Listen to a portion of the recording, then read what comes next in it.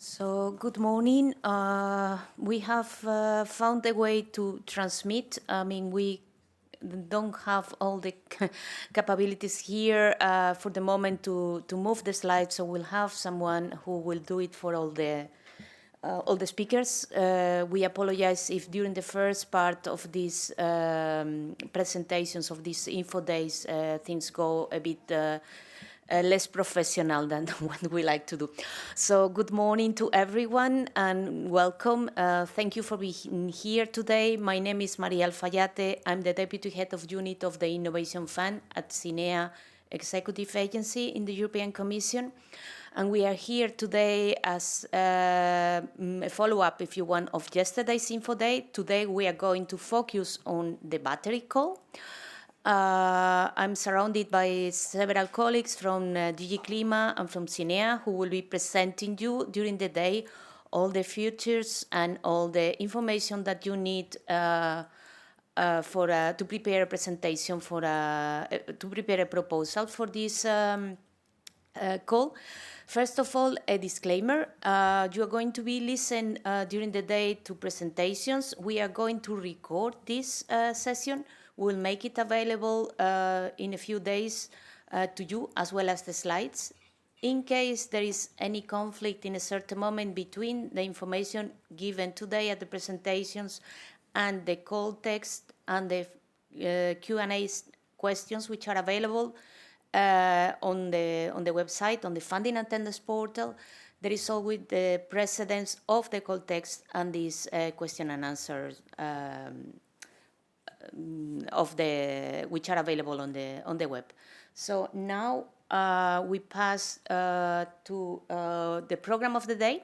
So this is the program of the day. We're going to have first a policy context introduction by Johanna Schiele, and then we're going to get with the colleagues into the different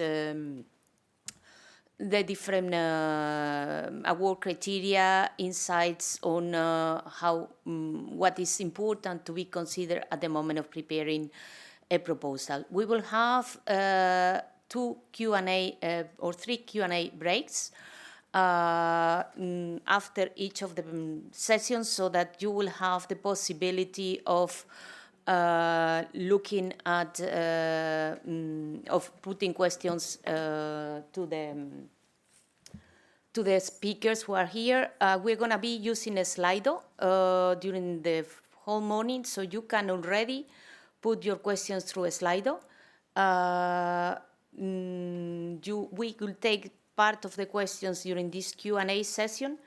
You can go to slido.com and enter the code hashtag IF24 Call, or use the QR that I hope you see online, because, as I said, I'm really sorry we are not fully sure of the slides that are being transmitted at the moment. And now I think you can see the slide on a Slido and the QR. This is the one you have to use. And with this, I pass on the floor to Johanna Schiele, Policy Officer at DG CLIMA, to provide to us an overview of the battery call features. Johanna. Thank you very much, Maria. I hope everyone online can see the right slides. We should now be on an overview slide about all the calls that were launched on the 3rd of December. Great. So, as you know, on the 3rd of December, the Innovation Fund has launched 3 different calls. There's the regular call for proposals, or the Net Zero Industrial Call, NZT call, for which there was an info day all day yesterday. This call has a size of 2.4 billion euros, and the eligibility, award criteria, and selection process were outlined in all detail yesterday. That will be online and available on our website. But in a second, I'm going to dive a bit into the difference between the batteries call and this call. Then what we're focusing on today is a new dedicated call to EV battery cell manufacturing with a call size of 1 billion euro. In this call, only projects that include EV cell manufacturing can be funded. Upstream component manufacturing that is linked to cell manufacturing is eligible. But if your project only produces upstream battery cell components, so for example CAM or other battery components, then you should look at applying in the NZT call. In this battery call, we have 2 new additional award criteria that focus on the manufacturing carbon footprint of the battery itself, so not just the use phase of the battery, but also the manufacturing of the battery, as well as a new resilience criterion, and we're going to explain all of that in detail today. In addition to these 2 calls, we have a hydrogen auction, the second round of the hydrogen bank auction, which is not relevant for you today, as well as an additional 200 million top-up program with InvestEU. This is not about grants, but about loans. Here the Innovation Fund is giving a loan guarantee to the EIB in order to be able to lend more money also to battery manufacturing projects. That's also not the focus of today, but if you're interested in more information on that, feel free to reach out after the call. And now let's dive in to the Innovation Fund existing battery portfolio, because battery manufacturing is nothing new in the Innovation Fund. In fact, in past calls, battery manufacturing has already been eligible in our regular call, and we have quite a solid portfolio on battery manufacturing projects across the value chain in the Innovation Fund already. In total, 9 energy storage manufacturing projects are already part of the Innovation Fund portfolio and have signed with us, and a further 7 projects have been selected in last year's call, the Innovation Fund 2023 call. However, most of that portfolio is about stationary battery manufacturing or components for stationary batteries, whereas this new 1 billion call is focused exclusively on EV cell manufacturing. Next slide, please. The existing projects that we already support under the Innovation Fund, you can have a look at on our website or on the Innovation Fund dashboard. Those projects will receive in total 1.27 billion euros in funding already, and you can have a look at what exactly they do on our website. But now about the new call.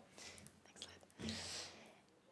So this call launched on December 3rd and is in the political context of the EU-UK agreement on cars. The requirements for exporting cars to the UK are getting stricter in terms of sustainability requirements for the batteries, and in that context we have decided to provide more support to EV cell manufacturing in the EU. This support has been announced by EVP Šefčovič at the end of last year and will be up to 3 billion euros over the next 3 years. So this 1 billion euro call this year is the beginning of this program. It also comes in the context of a very difficult situation for battery manufacturers in Europe. This is a difficult time for manufacturing projects across the value chain, and we face an increasing risk of an overdependency of foreign imports, both for whole batteries but also for battery components. We're also having regulation being passed that's extremely relevant for batteries. The battery regulation is outstanding and in the last parts of development for a delegated act on how to measure the carbon footprint of batteries. So this is also very timely in the broader regulatory context. And lastly, we held in-depth stakeholder consultations on this new battery call over the course of the summer. We've explored several options of how to support the EV battery cell production in Europe and have opted in the end to support them with regular grants rather than, for example, an auction or other instruments. This was really based on stakeholder feedback, and the 2 most common demands were that the payment schedule of the grants should be fairly flexible because projects have very different financing requirements at different stages of the project, and also that there should be a possibility to combine support, so the Innovation Fund grant should be combinable with other types of funding, which is now the case. Next slide, please. Let's talk a little bit about the scope and the budget of this call. So under this call, projects are eligible that produce EV battery cells. And what exactly does that mean? It means that you have to produce cells that can be used in electric vehicles. We're going to project the definition of an EV cell in the next slide. But what I want to emphasize here is that we are not following who you're ultimately selling those batteries to. So it's not about who your off-taker is or who you're selling to. It's about the specification of the battery and that it can be used in an electric vehicle or a hybrid vehicle. There is a possibility to fund integrated projects that include more than the cell manufacturing. So, for example, projects that also manufacture upstream components or that have recycling included in the project. However, the recycling and upstream component manufacturing should not exceed 100% of the cell manufacturing capacity. So the cell manufacturing is really the core of the call, and if you attach components manufacturing or recycling to that, that's fine. However, that shouldn't be the bigger chunk of the project, if you so will. What is not eligible in this call are pure assembly projects, so a project that only assembles battery packs or modules but doesn't produce the cells would not be eligible. What's also excluded is the manufacturing of the battery use case, so you cannot apply if you're, for example, an EV car manufacturer under this call. What's also important to say is that the remaining value chain, so projects that only look at upstream or recycling, remain eligible in the regular Innovation Fund call, for which we had the info day yesterday, and you can look up all the details online. Next slide, please.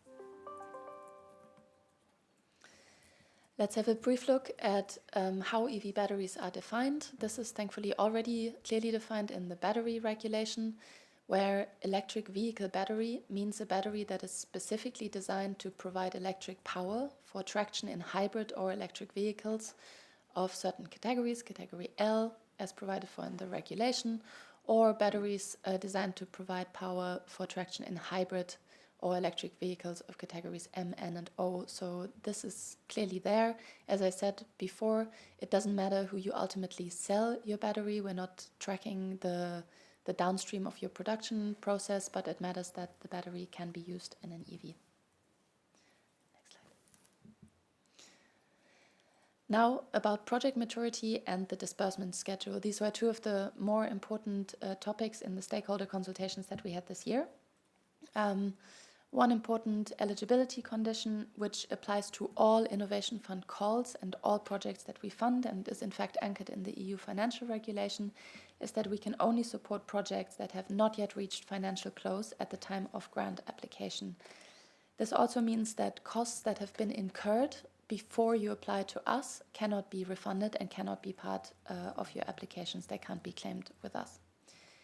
What is, however, possible is a modular scale-up of existing facilities. So, for example, if there's an existing production line and you want to add additional production lines or new modifications requiring new capex for existing production lines, you can scope your project accordingly, and those new costs can then be eligible as a new project in this call. In terms of project maturity, we would like to see projects that manage to produce batteries as soon as possible. That means that a shorter time to financial close or a shorter time to entry into operation will be rewarded in the call, of course, provided that all other aspects of financial maturity and project maturity have been addressed. There is, however, no specific deadline beyond the regular Innovation Fund deadlines that apply 4 years to financial close. In terms of the payment schedule, it's the same as for the Innovation Fund regular call, so projects can receive up to 40% of payments before financial close and up to 90% before entry into operation. However, that has to be well justified and needed. And 60% of the payments have to be linked to the actual GHG emissions reduced during the lifetime of the project. Now let's dive a little bit deeper into the demarcation between the Innovation Fund Net Zero call that was presented yesterday and the EV batteries call that's being presented today. We've tried to make these calls mutually exclusive, so that means you really have to choose, are you applying to one or the other? You cannot apply to both calls with the same project, and in fact you will not be eligible to both calls at the same time. So in the batteries call, you should apply if you're a project that's looking at battery cell manufacturing, including the production of upstream components, as long as this doesn't exceed 100% of the cell production output, and battery cell manufacturing projects that include recycling activities, again, as long as the recycling doesn't exceed the cell production output. What is not eligible is the production of batteries for stationary storage, the manufacturing of battery applications, so for example EV manufacturing, pure assembly projects, so battery pack or module assembly, for example. Standalone component manufacturing should go to the regular call, and standalone battery recycling activities should also go to the regular call. Mining activities are excluded in both calls. If you look at the right-hand side, it's basically just the mirror image of the left-hand side. All things that are included in the battery call are excluded in the net zero call, and vice versa.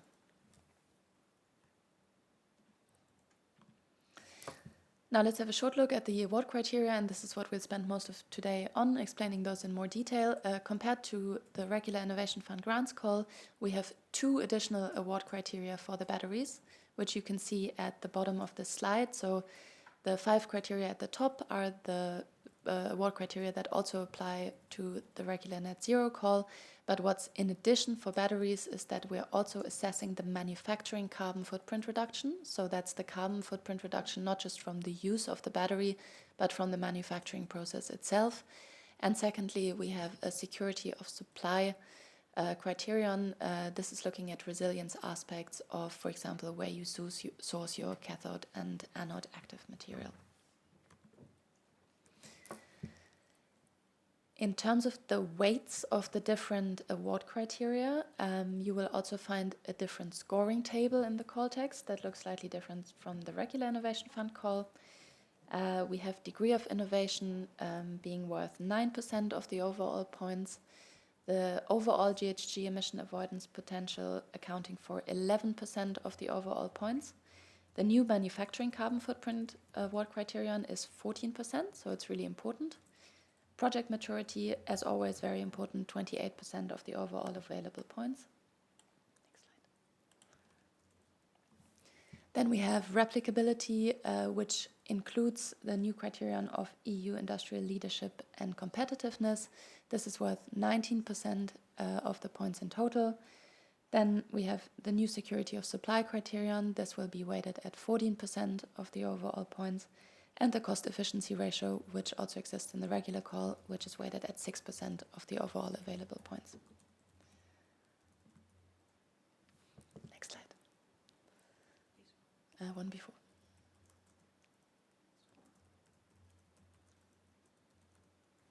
Perfect. So I'm not going to dive into all award criteria now, but maybe just to present the highlights and things that are really important to know. Degree of innovation, usually the Innovation Fund funds highly innovative projects. However, for the batteries, we explicitly want scaling up of existing technologies. This is reflected in a lower scoring weight on the degree of innovation than in the regular call. I want to stress that cell manufacturing does not need to be a first of a kind. It does not have to be a new battery chemistry that you're trialing or scaling up. It can really be the scale up of existing technologies, of existing proven battery chemistries. That means there still remains a long range of options to show innovation beyond the battery chemistry. This could include the product performance, the manufacturing process itself, or reduced use of raw materials or increased circularity in your project. Second, we have a new award criterion on the manufacturing carbon footprint reduction. How does that relate to the overall GHG emission avoidance? So you will see that there's now 2 criteria on GHG. The next 2 slides try to explain a bit how they hang together. So in the regular Innovation Fund call, the GHG methodology for manufacturing projects only captures the emissions from the use phase of the component. This is different here because we capture both the emissions from the use phase but also from the manufacturing of the cell. However, one is integrated in the other. So the absolute GHG avoidance includes both the emission avoidance from the use phase and from the manufacturing. But then, if you go to the next slide, there's sort of a zoom in on the manufacturing process only. This is a separate award criterion, and here you get scored on how much emissions you avoid compared to manufacturing an average or benchmark battery versus the battery that you're manufacturing. So here we're looking at the bill of materials, the raw materials that you use, the component manufacturing process and the energy used in that process, as well as the energy inputs used in the cell manufacturing process. Next slide. Lastly, a quick overview over the resilience requirements. This is the last new award criterion. You will find two aspects here. One is part of replicability, which now includes a sub-criterion on contribution to EU industrial leadership and competitiveness. It's quite a mouthful. This is also reflected in the regular net zero call. And here you have things like European value added, contribution of the project to the EU's industrial ecosystem, how the project creates know-how, trains workers, etc. So this is part of replicability. And then we also have an additional award criterion, which is security of supply and countering dependency. And this criterion really explicitly aims to reduce the sourcing of anode and cathode active materials from China. For anode and cathode active material, we have a very strong reliance on China. We therefore don't set any absolute thresholds that you have to meet with your project. However, the less you can source of these two components from China, the better your project will score. Thirdly, we have a requirement on patents in the call. New patents that originate from your project, so new intellectual property or registered patents, must be registered in an EU member state or an EEA country. And of course, we're not asking for all of that to not then follow up on whether it's actually happening. So there are also additional reporting requirements related to the above. You'll have to report at financial close, at entry into operations, and in the annual reports that you submit, so that we can check that these conditions are actually fulfilled, and penalties do apply if those requirements are not met. With that, I will hand over to Uwe, who will guide you through all of those aspects in a lot more detail. Thanks. Yeah, thank you, Johanna. Good morning. My name is Uwe Lützen. I'm head of sector for renewables and energy storage in the Innovation Fund unit at CINEA. And I will run you through the award criteria together with my colleagues. And we are starting with the degree of innovation. Let's have the, yeah, thank you. So I will start to explain where you find the different aspects that you have to submit. For the degree of innovation, you have to fill the application form part B, the section 1, named degree of innovation, with the two aspects that I will go a bit deeper into, the innovation in relation to the state of the art and the innovation beyond the state of the art. You also have to fill and submit a feasibility study. That's a mandatory annex. And what is new here this time is that we are providing you with a template that you can find in the submission system under the Part B for templates. The feasibility study itself is a mandatory document. However, the template is our recommendation. If you are deciding not to use it, then we ask you at least to provide the same level of details and information in order for us to have a proper assessment. Further information on the degree of innovation you can also include in any due diligence report if you have something like this. Then the degree of innovation for the Innovation Fund aims clearly at supporting projects that go beyond incremental innovation. The scale here is from beyond incremental is from intermediate to breakthrough. This also includes scaling up. And you have to consider the European level as a reference point. You see below here in the colorful boxes the different level of innovation. So incremental innovation, as I said, is not what will be sufficient to pass the bar. it has to be starting with intermediate or strong up to breakthrough. And I will go and tell you what are the different innovations actions that are funded that we are looking at. So the Innovation Fund aims at the support for technologies, for business models or processes, and first of a kind commercialization or large scale commercial size demonstrations are definitely on the higher end of the innovation. Behind of this can be technologies, processes, business models, as I said. But also second or more of a kind commercialization is possible under the Innovation Fund under certain conditions.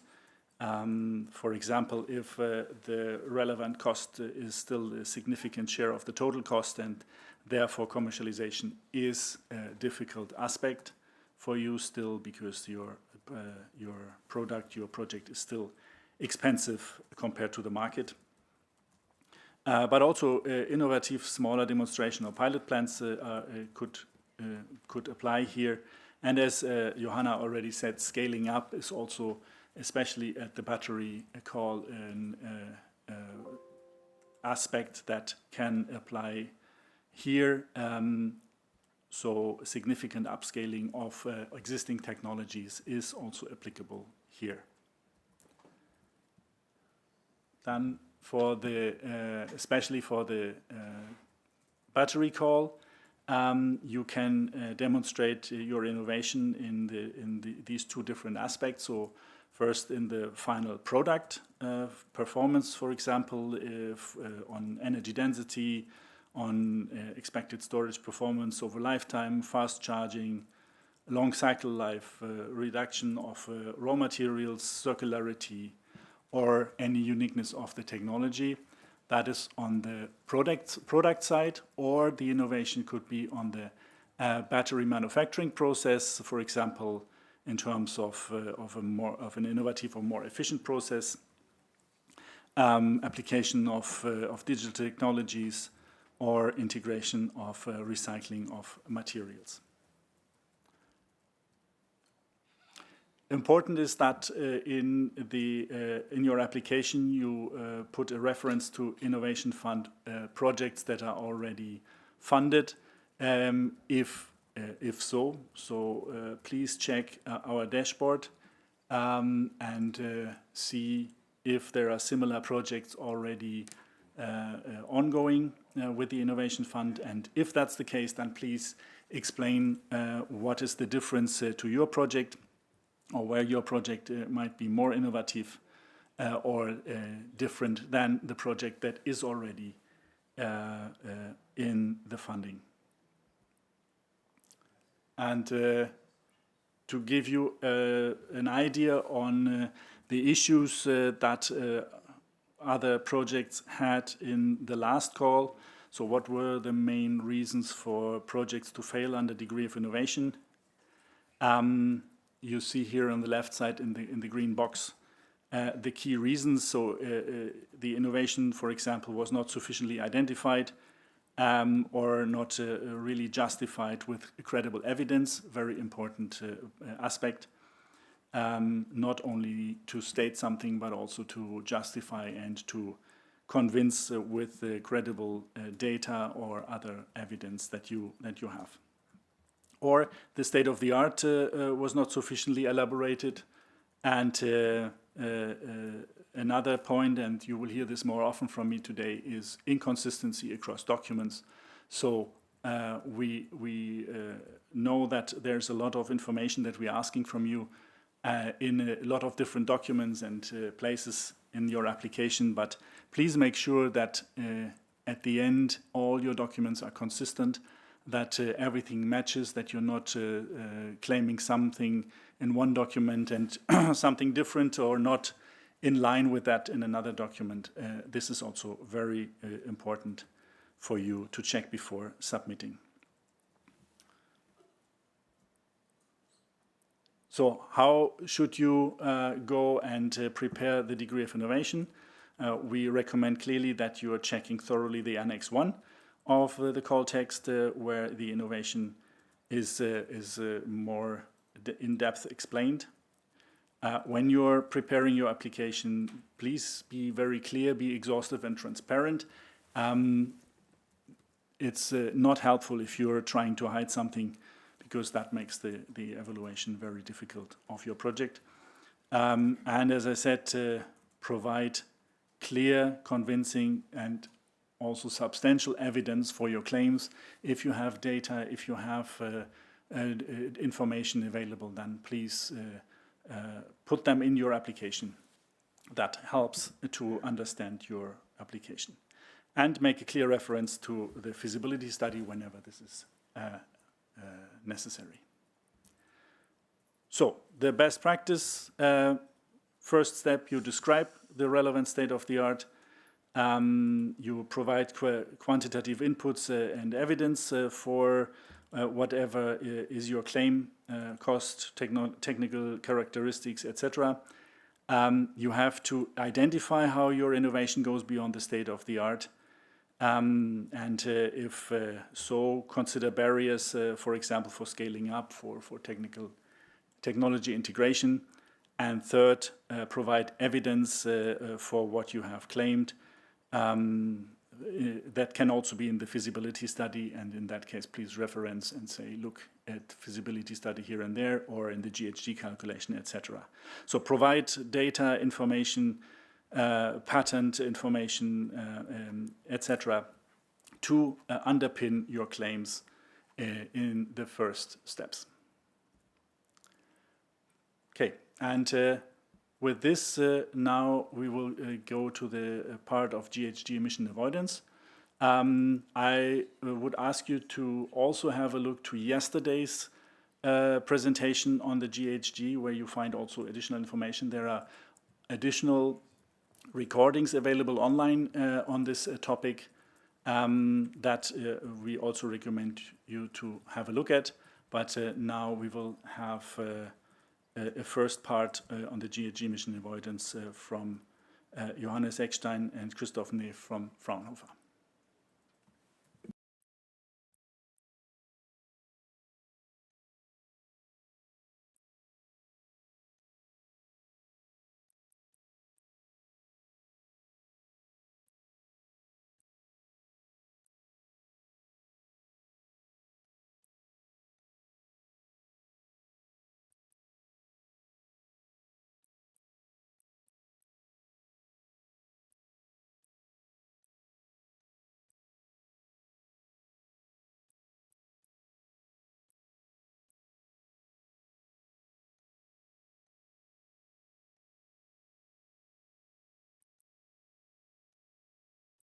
Coming in the moment, sorry, we are again facing some issues. The technique is not on our side today. Sorry about that.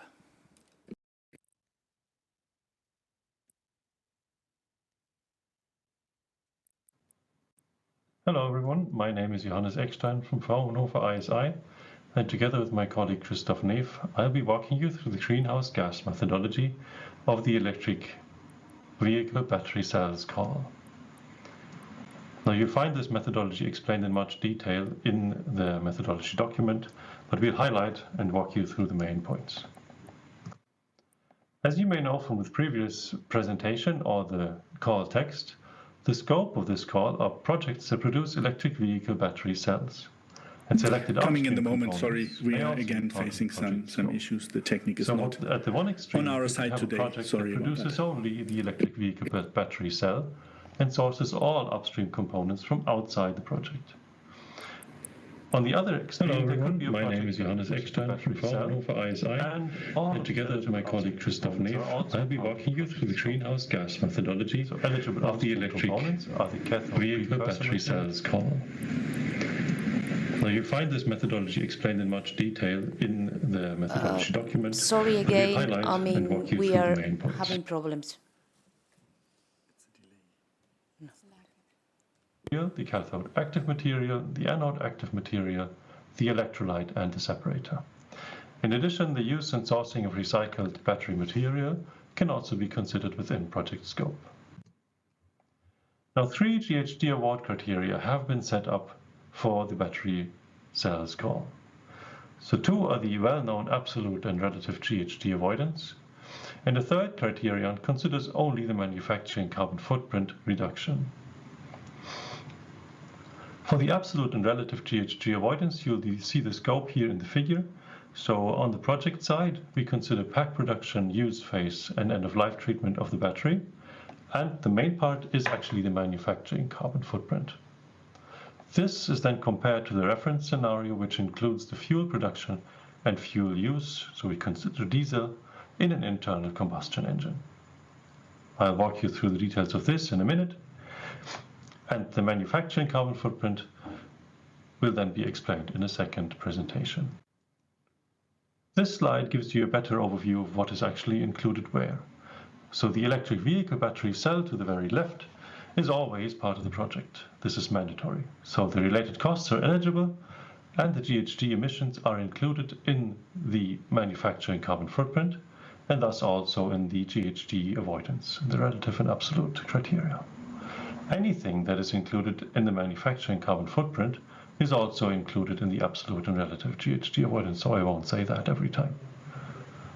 In addition, like I said, the electric vehicle battery cell itself, selected upstream components can become part of the project if they are produced within project scope. If these optional components are produced within the project, as here in the second column, then related costs are eligible, and of course GHG emission avoidance is considered.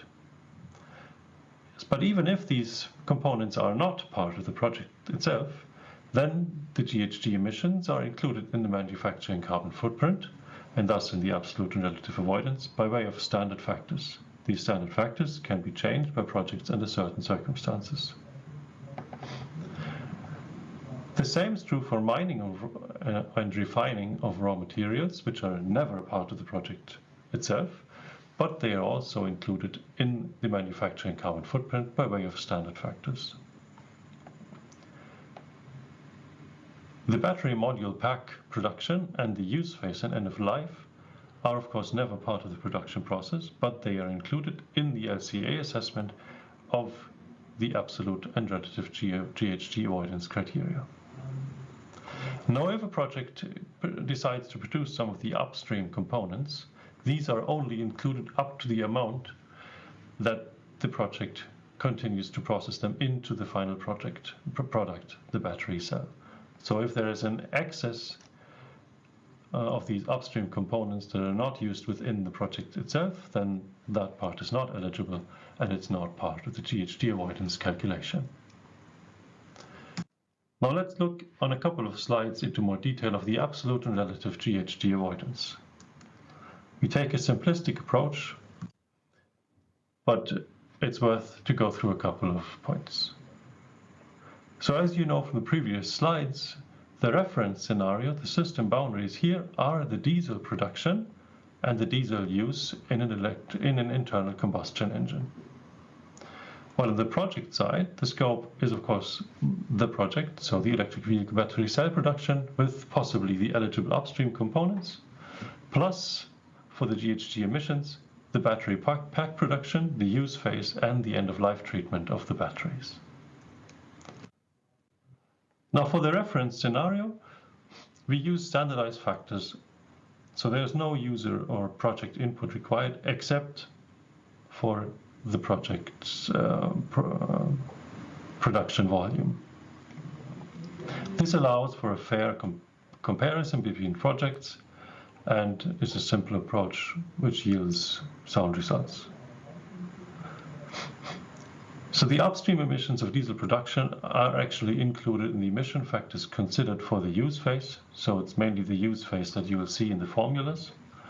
And to determine the use phase, we need to come up with the amount of vehicles that a project can supply. So the project produces electric vehicle battery cells, but then we divide that number by a certain battery capacity to come up with a number of vehicles that are supplied by the project.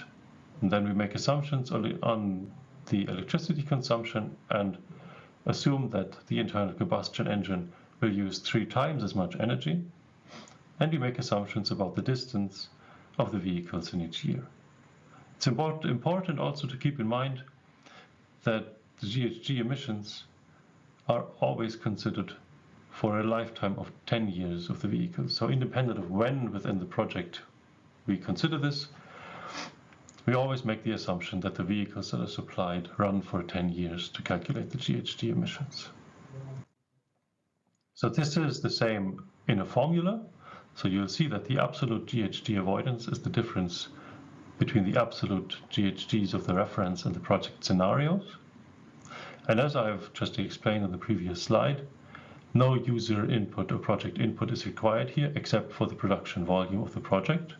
And to come up with the absolute GHGs of the reference, we then divide the production volume in each year by the same standard factor of an electric vehicle battery cell battery size to come up with the number of vehicles in the fleet. We then make assumptions on the energy consumption of that internal combustion engine, about the distance that the vehicle drives, and we sum this up over 10 years of vehicle lifetime. This gives us the total amount of diesel used by the hypothetical vehicles.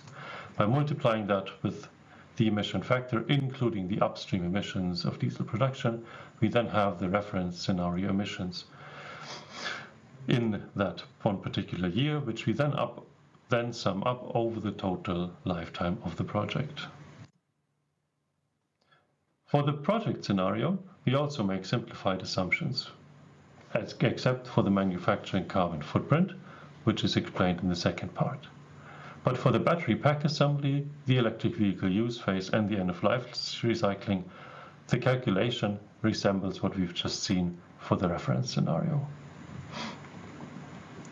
Except for one thing to keep in mind, that this is different to the files initially published. The emission factor of electricity in the use phase is considered to be 0. So you should take care to use the updated files to take this into account. For the battery pack assembly, we do make use of an emission factor, a standardized emission factor. And for the end-of-life emissions, these are also considered to be 0, as the battery is considered to be recycled at the end of its life. Now, in terms of a formula, you have these 4 components. So the manufacturing carbon footprint will be explained in the second part. The project use phase is calculated in the same way as for the reference scenario, but the emission factor is 0. And for the project pack production, we have a simplified assumption approach as well. So we use the production volume, divide that by the standardized factor to determine the number of packs produced, and then the emission factor gives us the emissions. And for the end of life, we assume an emission factor of 0, so it is actually, this term is also 0. So in total, what you will notice is that for the absolute and relative GHG avoidance, it is the manufacturing carbon footprint that makes the main difference, and anything else is determined by way of standard factors. So the only project input is the production volume. In the second part, we'll walk you through the manufacturing carbon footprint, which then makes the main difference here.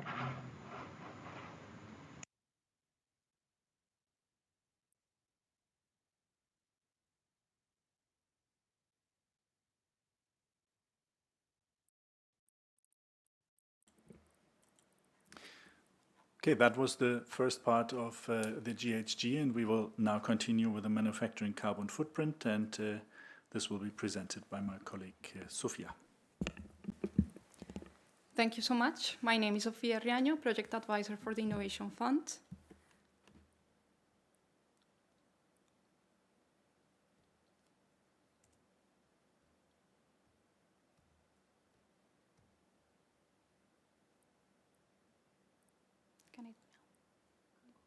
Can I go? Thank you so much. My name is Sofia Riaño, Project Advisor for the Innovation Fund, and today I will be presenting about the manufacturing carbon footprint. Afterwards, we will see a video of Christoph Neff from Fraunhofer explaining more in detail about the manufacturing carbon footprint.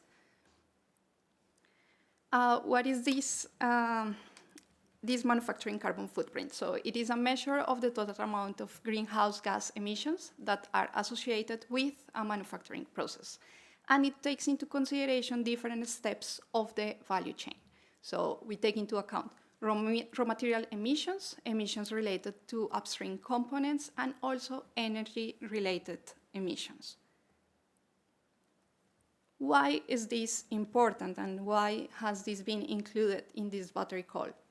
So first of all, it's because it's a policy priority to reward sustainable manufacturing processes.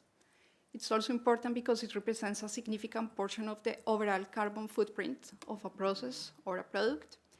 It will help you as well to identify areas of improvement and reduce environmental impact on those particular areas.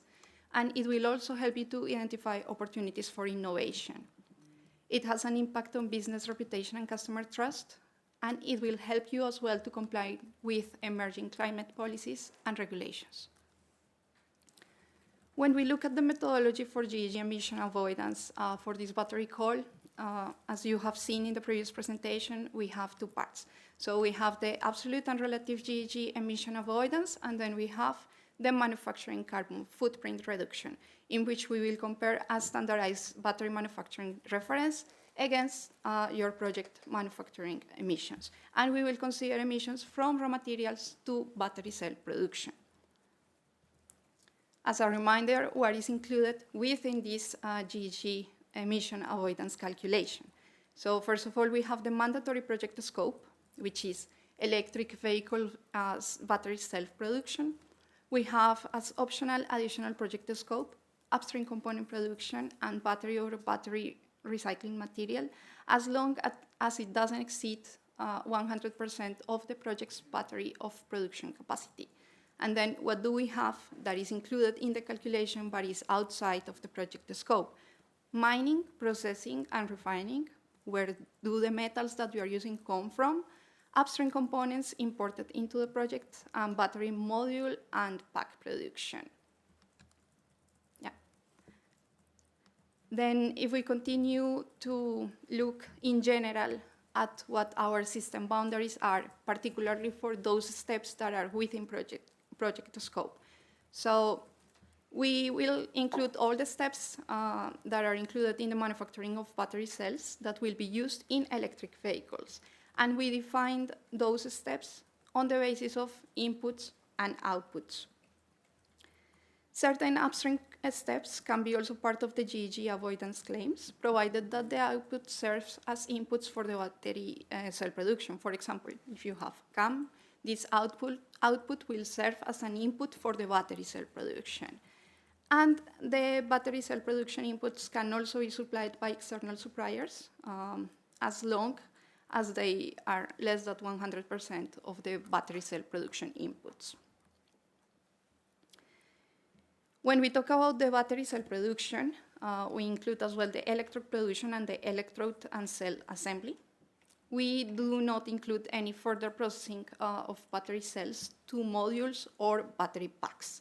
As optional, we may include battery cathode active material, CAM production, or PCAM production, anode active material production, the separator, and the electrolyte production.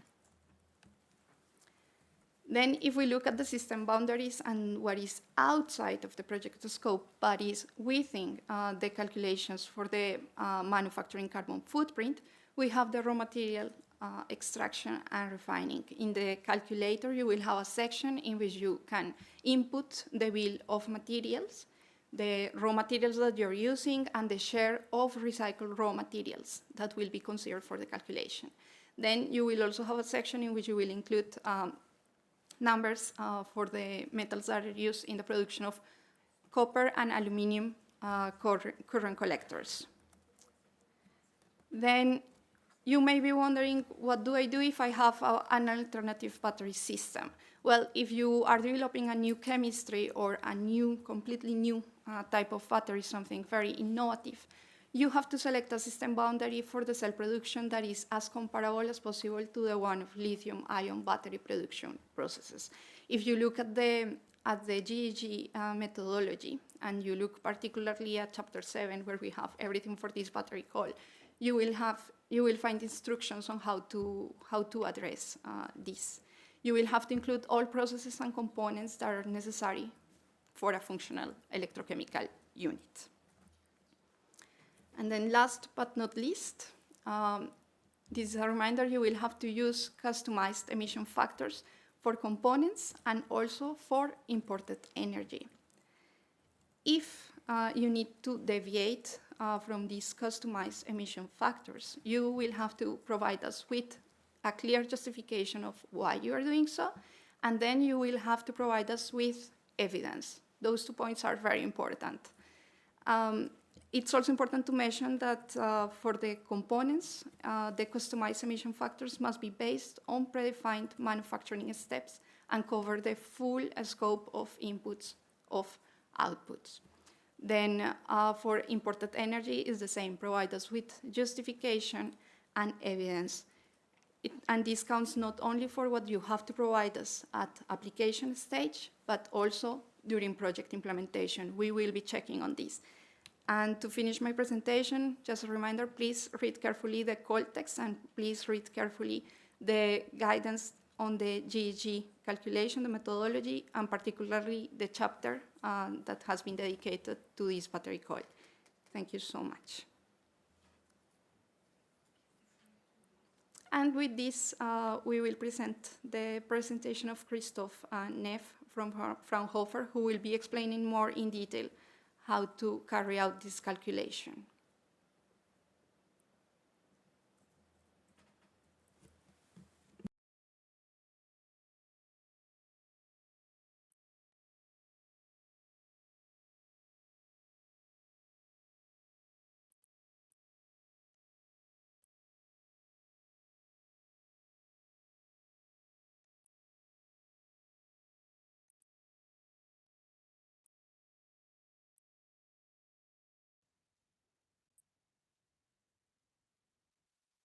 Good morning, everyone. My name is Christoph Neff from Fraunhofer Institute for Systems and Innovation Research, ISI, and I will be presenting about the methodology to calculate the manufacturing carbon footprint reduction indicator and criterion, which I'm going to do in 5 steps. First, once again, on the scope and boundaries of this indicator, on the underlying formulas and calculation, on how to set boundaries and reach agreement of manufacturing processes and the methodology, on the reference process, which is used to evaluate the project against, and finally on some potential mistakes which should be avoided. As was already explained, the manufacturing carbon footprint is a subset of the total GHG avoidance, and its scope is to include all the relevant GHG contributions which are associated with the production of battery cells. And this calculation is done from the perspective of cell manufacturing, which means that there is a clearly defined upstream, which would be materials and components, and also a defined downstream, which would be battery pack manufacturing and a use phase. And those 3 contributions, raw material, component production, and cell production, can all be targeted by innovations and hence by the technologies applied in the projects. But the means and methods by which these 3 contributions can be altered compared to the reference are really different. And this is what I'm going to discuss in the following slides. Starting with the actual calculation of the manufacturing carbon footprint reduction, which is shown here in equation 7.1. And this indicator is the sum over 10 years of production duration of the manufacturing carbon footprint of a reference process minus the project's manufacturing carbon footprint. So this is a saving of tons of CO2 equivalent divided by the 10 years of carbon footprint of the reference process. So this means that it is a relative indicator and it does not directly scale with the production output. The reference process and also its manufacturing carbon footprint is predefined, and it assumes a standard manufacturing of lithium-ion batteries with the same output as the project's output. For example, if the project's output is 1 gigawatt hour per year, the reference process will also have an output of 1 gigawatt hour per year and a predefined respective carbon footprint. So from a project perspective, the manufacturing carbon footprint of the project is the relevant quantity here, and this is where all the project information on emissions will come together. As was already discussed, there are three major influential factors, and these are the emissions directly caused by the project, for example, resulting from the energy demand, and also the emissions of any upstream component production the project buys externally, and also emissions associated to the production of raw materials from mining, but also from recycling. So those two steps here, they are separate, and the raw material emissions are not part of the component and material emissions. But I will go into more detail for the three terms of this equation 7.3, which is shown here, starting with the direct emissions in equation 7.7. So this is what happens really within the project. And this can be either on the right-hand side, direct emissions at the project site. For example, if there are any CO2 emissions by a chemical conversion process, but in the majority, this will be energy-related emissions. So the amount of energy of a certain type, such as electricity, natural gas, or also others, which is multiplied by an emission factor, this term here.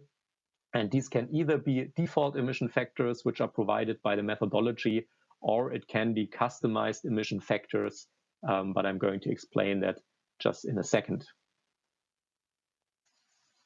The second term are the emissions caused by material and component production, which is happening outside the project. That means that this is mostly supplier data, and for the calculation, a bill of material is used, which basically says what amount in kilogram of which component, active materials, separators, electrolytes, and so on is used for 1 kilowatt-hour of battery capacity. And this bill of material is multiplied with the production output of the project in a given year, and then also with an emission factor, which can either be a default value or a customized value if this can be justified with supplier data. And you see that there is also this factor of 1 minus S, and this simply tells us that upstream component production can be part of the project, then it will be in this term, and S will be larger than 0, or they can be bought from outside the project, then they will be in this term, and 1 minus S, so the factor of 1 minus S, will be larger than 0.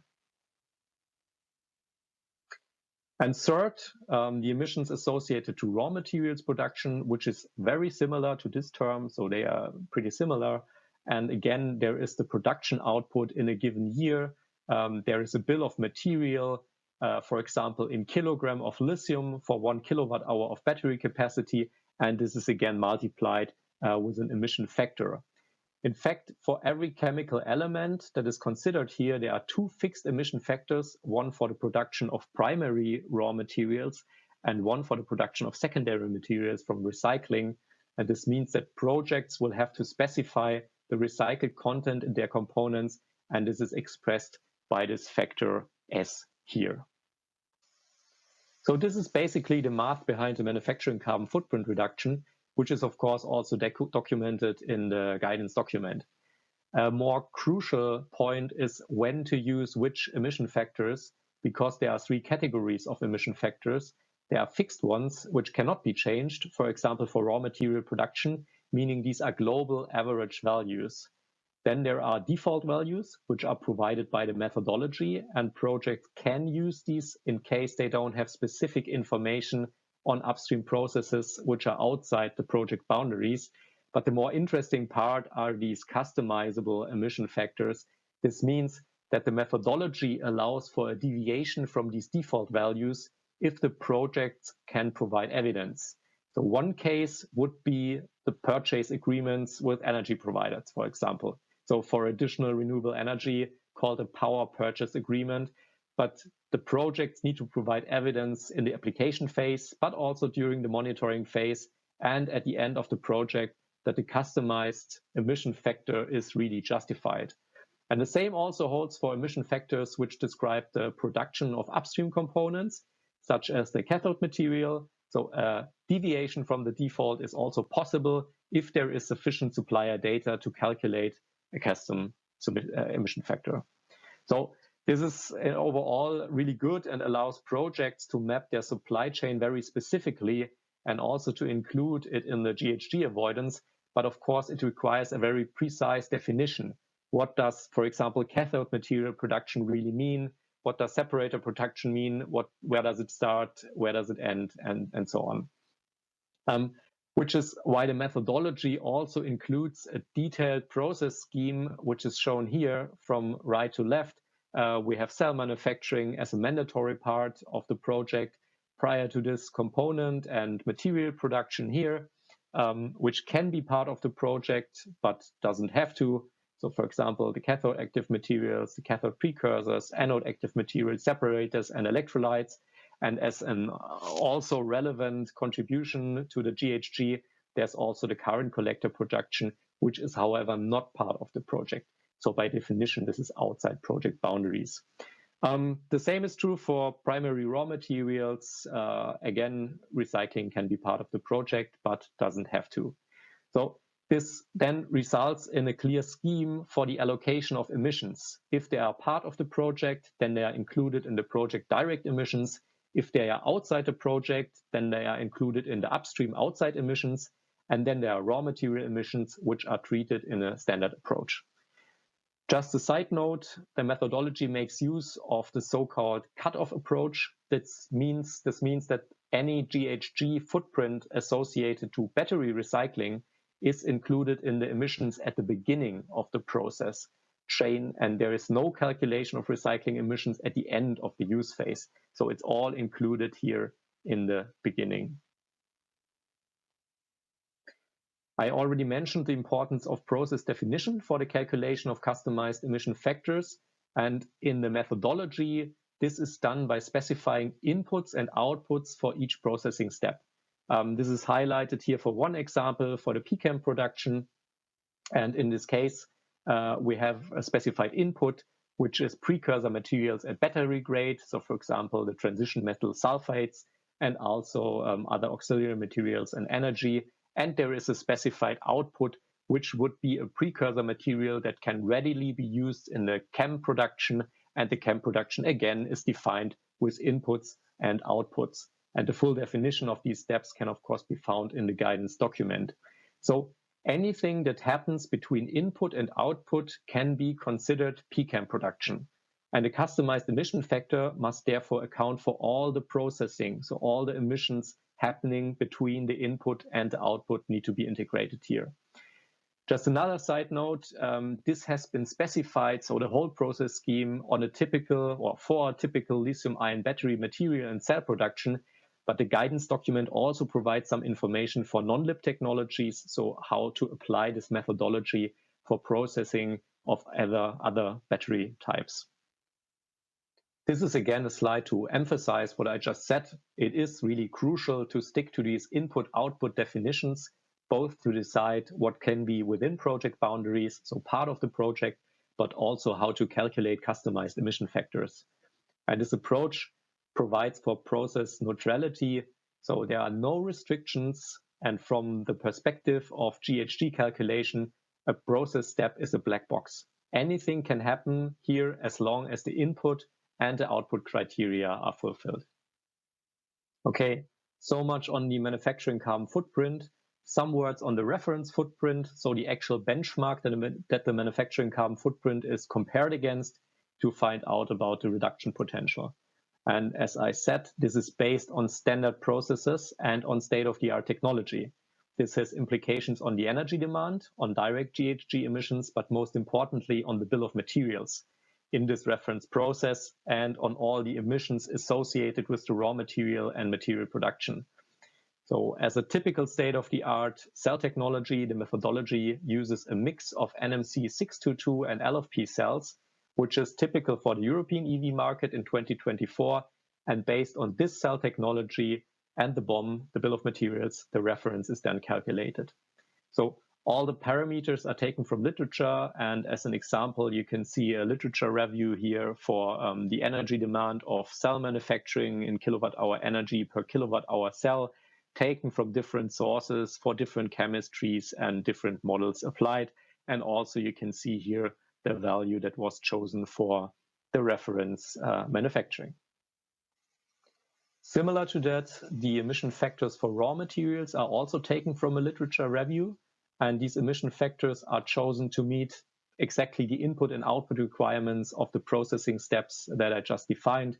So that means that, for example, the emission factor for cobalt does not only include the mining of minerals and the separation, but also the refinement to battery grade and the conversion to cobalt sulfate, such as it can be used in the PCAM production. It is important to note here that these emission factors for raw materials are fixed and they cannot be changed by the project. This means that the methodology for this manufacturing carbon footprint reduction places a really strong emphasis on the cell manufacturing process itself and differentiates between projects based on differences that arise from cell technology and cell processing, but not from the sourcing of raw materials. One important distinction, of course, that the project's influence is, of course, the general choice between primary raw materials and recycled materials, which are then priced with their respective emission factors. Yeah, in order to conclude this overview, I would like to briefly point out to some mistakes that might happen when using this methodology.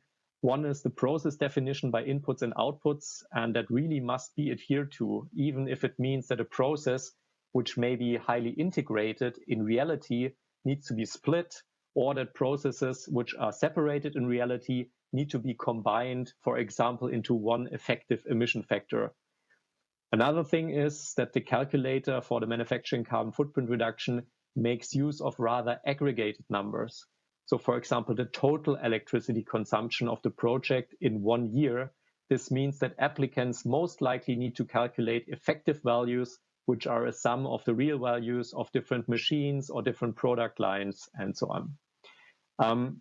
Besides the guidance documents, there is some really helpful material out there, such as the Global Battery Alliance rulebook or the EU carbon footprint rules, which can be applied for all the calculations.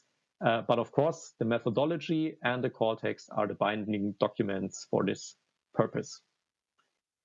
There's also an example for the calculation, which can be found following this link here, and it details an integrated cell manufacturing project, which also produces the cathode active material. This concludes the presentation of the manufacturing carbon footprint reduction methodology, and I thank you for listening.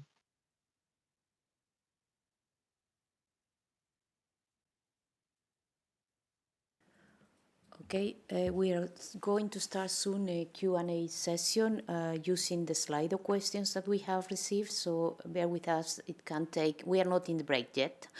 We can take maybe a couple of minutes before we have the screen with the Slido questions. We still are extremely sorry and apologize for these technical problems. But okay, I'm sure the Slido questions will be on the screen in a minute, and then we can try to answer them. So yeah, I think we succeeded to have them thanks to our colleagues working on the technical side. So the first question, can a startup at TRL4 join a consortium as a partner for IF Battery Call, similar to Horizon Europe? What should the minimum TRL be for the whole project and for each partner? Uwe? Yeah, thank you for the question. So the Innovation Fund Call does not ask for a specific TRL level. So what you have to prove in your application is that you can conclude and you can enter into operation with your project in the timeline that you have laid out. And you have to convince the application that you will achieve at the end the outcome that you have promised. And important here is, of course, the GHG emission savings that you are laying out in your application. So to conclude, it's not important which TRL level you have parts of your project. Important is that you can convince at the end that you will achieve what you're promising in your project. So you have to ask yourself the question if TRL4, if the technical level of parts of your projects are suitable and doable for your project to achieve the GHG savings that you are promising in your project. Thank you, Uwe. I think the answer was clear. We have a second question. Is modular scale up also possible for battery components under general call? Johanna. Yeah, happy to take this one. Yes, in principle, that's also okay. However, what's important here is that the scoping of your project is extremely clear. So you have to scope your project in a way where you only apply with sections of the projects that are actually new investment and where the subsidy has an incentive effect for a new investment of a new part of the project. Thank you, Johanna. Oh, okay, we have the new question on the screen. Should a pilot project for next generation electric vehicles battery cell production apply in the battery call or in the pilot section of the general call? So I think this is for Evelina. Thank you very much. Actually, very similar question came yesterday when we had the info day for the general call. So important to clarify that under the battery call, you will not find a topic pilots, but it should not discourage you from applying with pilots projects which are within the scope of the battery call. So the projects of a nature of a pilot, so testing, validating the new technology, they are welcome in the battery call, but of course they need to have this element of EV battery cell manufacturing.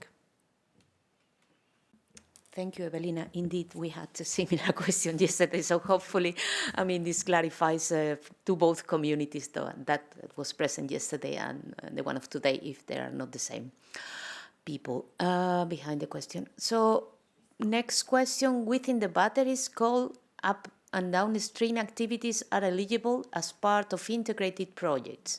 Can the particular activities of integrated projects be performed by different entities, being part of a consortium for the application and at different locations in different member states? Who wants to take that? Yeah. Uwe. Yes, thank you for the question. The project is your project, so you have to explain to us how you're structuring your project and where the different activities are located. So we are not giving you any restrictions other than the project has to be implemented in the EU EEA area. And therefore, if parts of your project take place at another location, you have to explain this. You have to explain how this is integrated in your project and how this makes sense for your specific project. Thank you, Uwe. Again, I think we had a similar question yesterday in the general call info day. Yeah. Technology for battery production and final product performance has been evolving at rapid speed. How will the latest technologies, solid batteries or semi-solid batteries, be ranked? Is it acceptable to import the technologies, not the raw material from China? Joanna. Yeah, I can take this one. So it really depends here. Maybe an obvious remark, but the core of your project should be the cell manufacturing. And to be eligible in the Innovation Fund, your project has to take place in the EEA. So what you cannot do is you cannot import full cells of, for example, solid batteries from China and then make this your project, because then the project is not taking place in the EEA. However, you can import components or upstream components of the battery with the only caveat of the restriction of importing cathode and anode active material, where we have the rule that the less of that you can source from China, the better you will be ranked. Thanks, Johanna. Okay, we have new questions. I think this one, because there was another one. Okay. Dear IF team, concerning the additional security of supply criterion, how are projects supposed to address this for batteries if supply chains for materials is presented fully based outside the EU and mostly controlled by China? Can you please elaborate on this aspect? Thanks a lot. I think Evelina. In a way, we are already going into the later part of the presentation, so we will be explaining this security of supply and countering dependency criterion, which is a bit about that. So yes, we are fully aware that supply chains are intertwined, and there is a huge presence, of course, of the Chinese suppliers. The only place where it matters is this security of supply award criterion, and it only matters for anode and cathode active materials, where we are asking projects whether they are sourcing from China, and the less they source from China of these two very specific components, the better they will score. But as we already explained in the previous presentations, there is no hard threshold. So no project will be eliminated there. We want to see your best possible approach, and then we will score accordingly. Thank you, Evelina. Okay. When being awarded the STEP seal, will there be a specific award confirmation, official proof that can be used when applying for alternative funding, or is it just being on a list? And if so, where do we find this? Yes, so the STEP seal is actually a seal. It's a virtual document that will be sent to you, digital document. And in addition to that digital document that you will receive, you will also be published on the STEP portal, which is a website summarizing all STEP projects. So it will be very clear to you if you receive a STEP seal or not. Thank you, Johanna. Are the recording and slide made available? Yes, as we said this morning, or tried to set because we were in the middle of the technical problems, we will make all these recordings available in the coming days, as well as the slides.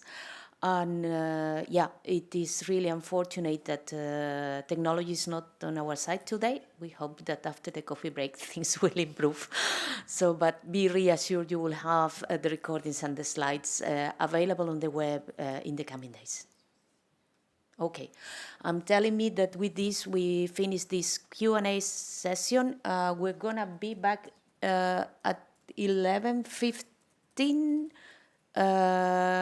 Just to try to use a bit more than 10 minutes to fix the technology. So thank you very much for your patience, and see you soon. Thanks.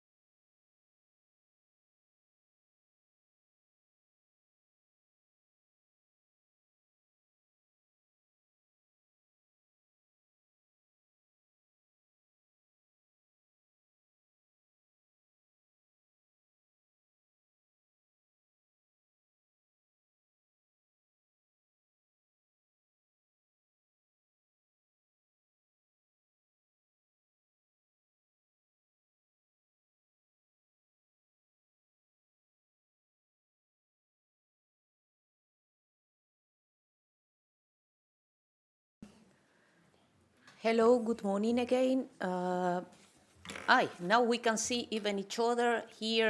So it seems the technical problems were solved during the break. So we really hope that things will be smoother in this second part of the morning. So now we are going to, no, oh, sorry, that was, yeah, okay. Yeah, it's working. So we are going to start presenting the work criteria of project maturity, which has 3 sub-criteria: technical, financial, and operational maturity. And the first speaker on technical maturity is going to be my colleague Uwe Lutzen. So Uwe. Yeah, thank you, Maria, and dear audience, welcome back. I will continue with the technical maturity. For the technical maturity, you have to fill in the section 0 of the application form part B, so technical characteristics and scope of your project, and then the section 4, 4.1 and 4.4, and the feasibility study, as I mentioned before, a mandatory document, and any due diligence report that you might have. So the technical maturity, in this part, you need to explain the degree of your technological readiness of your solution and the feasibility of delivering the expected output. What does it mean? You explain that how you're going to achieve the GHG emission avoidance based on your project, on your manufacturing project here. So explain and underpin with the credible information that you will really reach the volume that you're promising, the output that you're promising, because the GHG emission savings definitely depends on the output, on the volume that you are promising to produce. Show show your technology, show with clear evidence, has the technology already proven, for example, in a pilot scale? What are the characteristics of your plant? What are the technical assumptions that you are basing your project on? And as I said, put sufficient information, data to underpin your claims and to show really that your project can achieve at the end what you have promised. The feasibility study is an important part of your application. It's a mandatory part. As I said before, there is a template available. You're not obliged to use it, but we would recommend that. And if you don't use it, make sure that you have the same level of information that you're providing. And here's the list of points that the feasibility study should include. But please have a clear look to the template. The second important part of the technical maturity is the risk analysis. What is different to the calls before, the risk analysis is included only in the feasibility study, so please be exhaustive there and describe the key risks that could impact your project, and with this also describe the level of impact and the mitigation measures that you're proposing in case these risks materialize. Summarize all in a table, and again there have a look to the template and provide a risk heat map to display the situation of the risks. Getting to the lessons learned from previous call, what was the main reason for projects failing on technical maturity? The main reason was clearly to fail to properly identify the risk and mitigation measures. That shows also how important this point really is. Secondly, to have clear data and evidence on the claims that the applicants were doing, and missing strategy to explain how to achieve the targets. So how should you proceed? First step we recommend is to describe the readiness level of your technology and underpin it again with credible data. And here clearly be concise, be realistic, and provide as many key facts and figures as you have available. Identify the relevant data from previous pilot stages, for example, from previous projects where you were developing this technology, and include all the relevant critical risk and mitigation measures. Provide the evidence in the due diligence report, have as much as possible additional information available if you have already MOUs, if you have procurement quotes, if you have signed letter of intent and support that help to ensure showing that you will reach the output that you have promised. All these things are very important.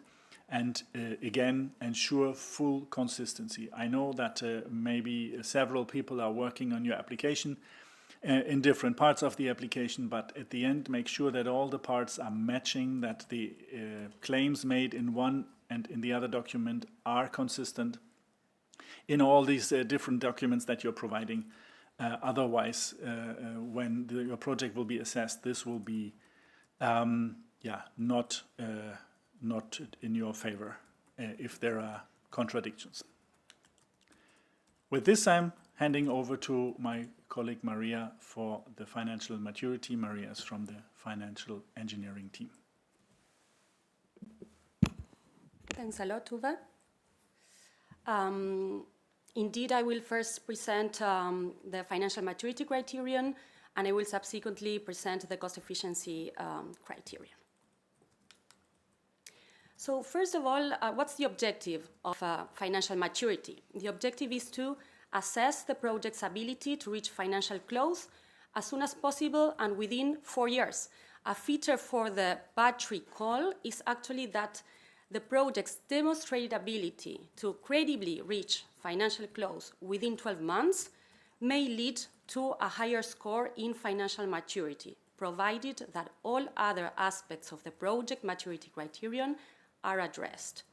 So what is the goal and what are the independent experts looking at? Basically, they are looking at projects that will be ultimately implemented, that is at financial close. They will have the financing means, the FID taken, they will have all of the permits and contracts signed and conditions fulfilled at financial close.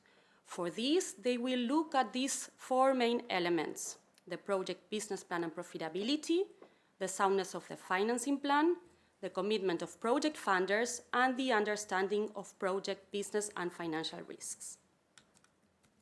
So which are the main sections that you should carefully fill in, and these elements that the independent experts will particularly look at? First of all, the business plan mandatory annex. There is a business plan template available for you that you can download in the Funding and Tenders portal, and actually is broken down into the main sections of the financial maturity criterion. So to be on the safe side, please use this template because it covers all of the level of detail and information that is requested for the financial maturity. Secondly, the application form part B, of course, the financial maturity section. This will include a summary of information that you will include in the business plan annex, and the work packages, activities, resources, and timing section. In addition, you have to provide the financial information file. It has to be filled in completely, and of course your own detailed financial model that is the basis for the FIF, the financial information file. Don't forget to fill in all of these crucial elements because otherwise your project might be rejected. Another mandatory annex is the financial statements of project shareholders. Please don't forget to submit this. If they are available online, you can just include the website. Then it is very important that you also provide documents to support the credibility of the business plan, and the evidence of all of the progress towards financial close. Therefore, these supporting documents, the project funding support and the project contract terms supporting documents are essential. These can be heads of terms, letters of intent, MOUs, and so on. And you can find in the call text in Annex 3 a set of minimum requirements for the content that is expected from you. So you are encouraged to take a look at this Annex 3 and follow the guidelines. Please only include relevant documents, otherwise this can be counterproductive for your application if you include documents that are generic or are not meaningful. So first of all, the independent experts will look at the credibility of the business plan of your project, of your battery cell manufacturing project. It is very important that you include all of the values and assumptions, all of the descriptions associated to the specific project. It is very important that you define properly the scope of the project, as my colleagues already mentioned, which parts, which activities are eligible, and this will determine the information and the values that you include in the business plan and also in the financial information file. Is this a pure cell manufacturing project, or will you also include cathode, anode, electrolyte production? So this should be very clearly explained in the business plan. Also, you have to detail the target market, including the specific needs of the OEMs or automakers, and clearly define the type of battery cell, the chemistry, the design, the capacity, and other relevant specifications of the product. You have to substantiate and provide a breakdown of the main revenues, euro per kilowatt hour, the price, and then the capacity, the volumes you expect to sell each year, and cost assumptions, CAPEX, OPEX, and contingencies. Describe the strategy to secure the key contracts with the off-takers, the OEMs or automakers. Please specify and describe the strategy and the steps to secure the key contracts, also with key suppliers, EPC contractors, and so on. Provide evidence of agreements with the different parties, as I already mentioned, and please note that the closer the financial close date, the more important it is to provide this contractual evidence. As I said, all of the descriptions you include in the business plan should be then reflected in the financial model. Pay attention to the scope of your project and then include all of the values in the financial information file. For example, you will have to include the CAPEX related to the battery cell plant construction, equipment needed, the revenues from the sale of the cells, the OPEX for the operation, including the breakdown of materials, power, labor costs, and so on. It is also very important that you ensure that what you include in the business plan is aligned and it's coherent with the financial information file and what you include in your detailed financial model. Make sure all of this information is aligned because experts will look at the coherence between the application documents. Then the detailed financial model will include all of the detailed calculations, the details behind the main assumptions that you will have to use then in the financial information file. The financial information file and the information within the input sheet is very important, as with this model, the relevant costs are calculated and then the cost efficiency ratio that I will discuss a bit afterwards. It is critical that there are no errors in this document. It is also very important that you follow the relevant cost guidance to set and estimate the weighted average cost of capital.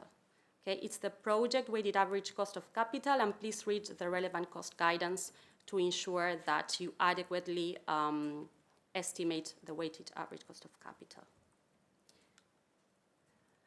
The second point that is very important and the independent experts will look at is the soundness of the financing plan of your project. Please justify the planned date of financial close and clearly describe the progress and steps up to this date in terms of the ability of the project to secure the necessary financing.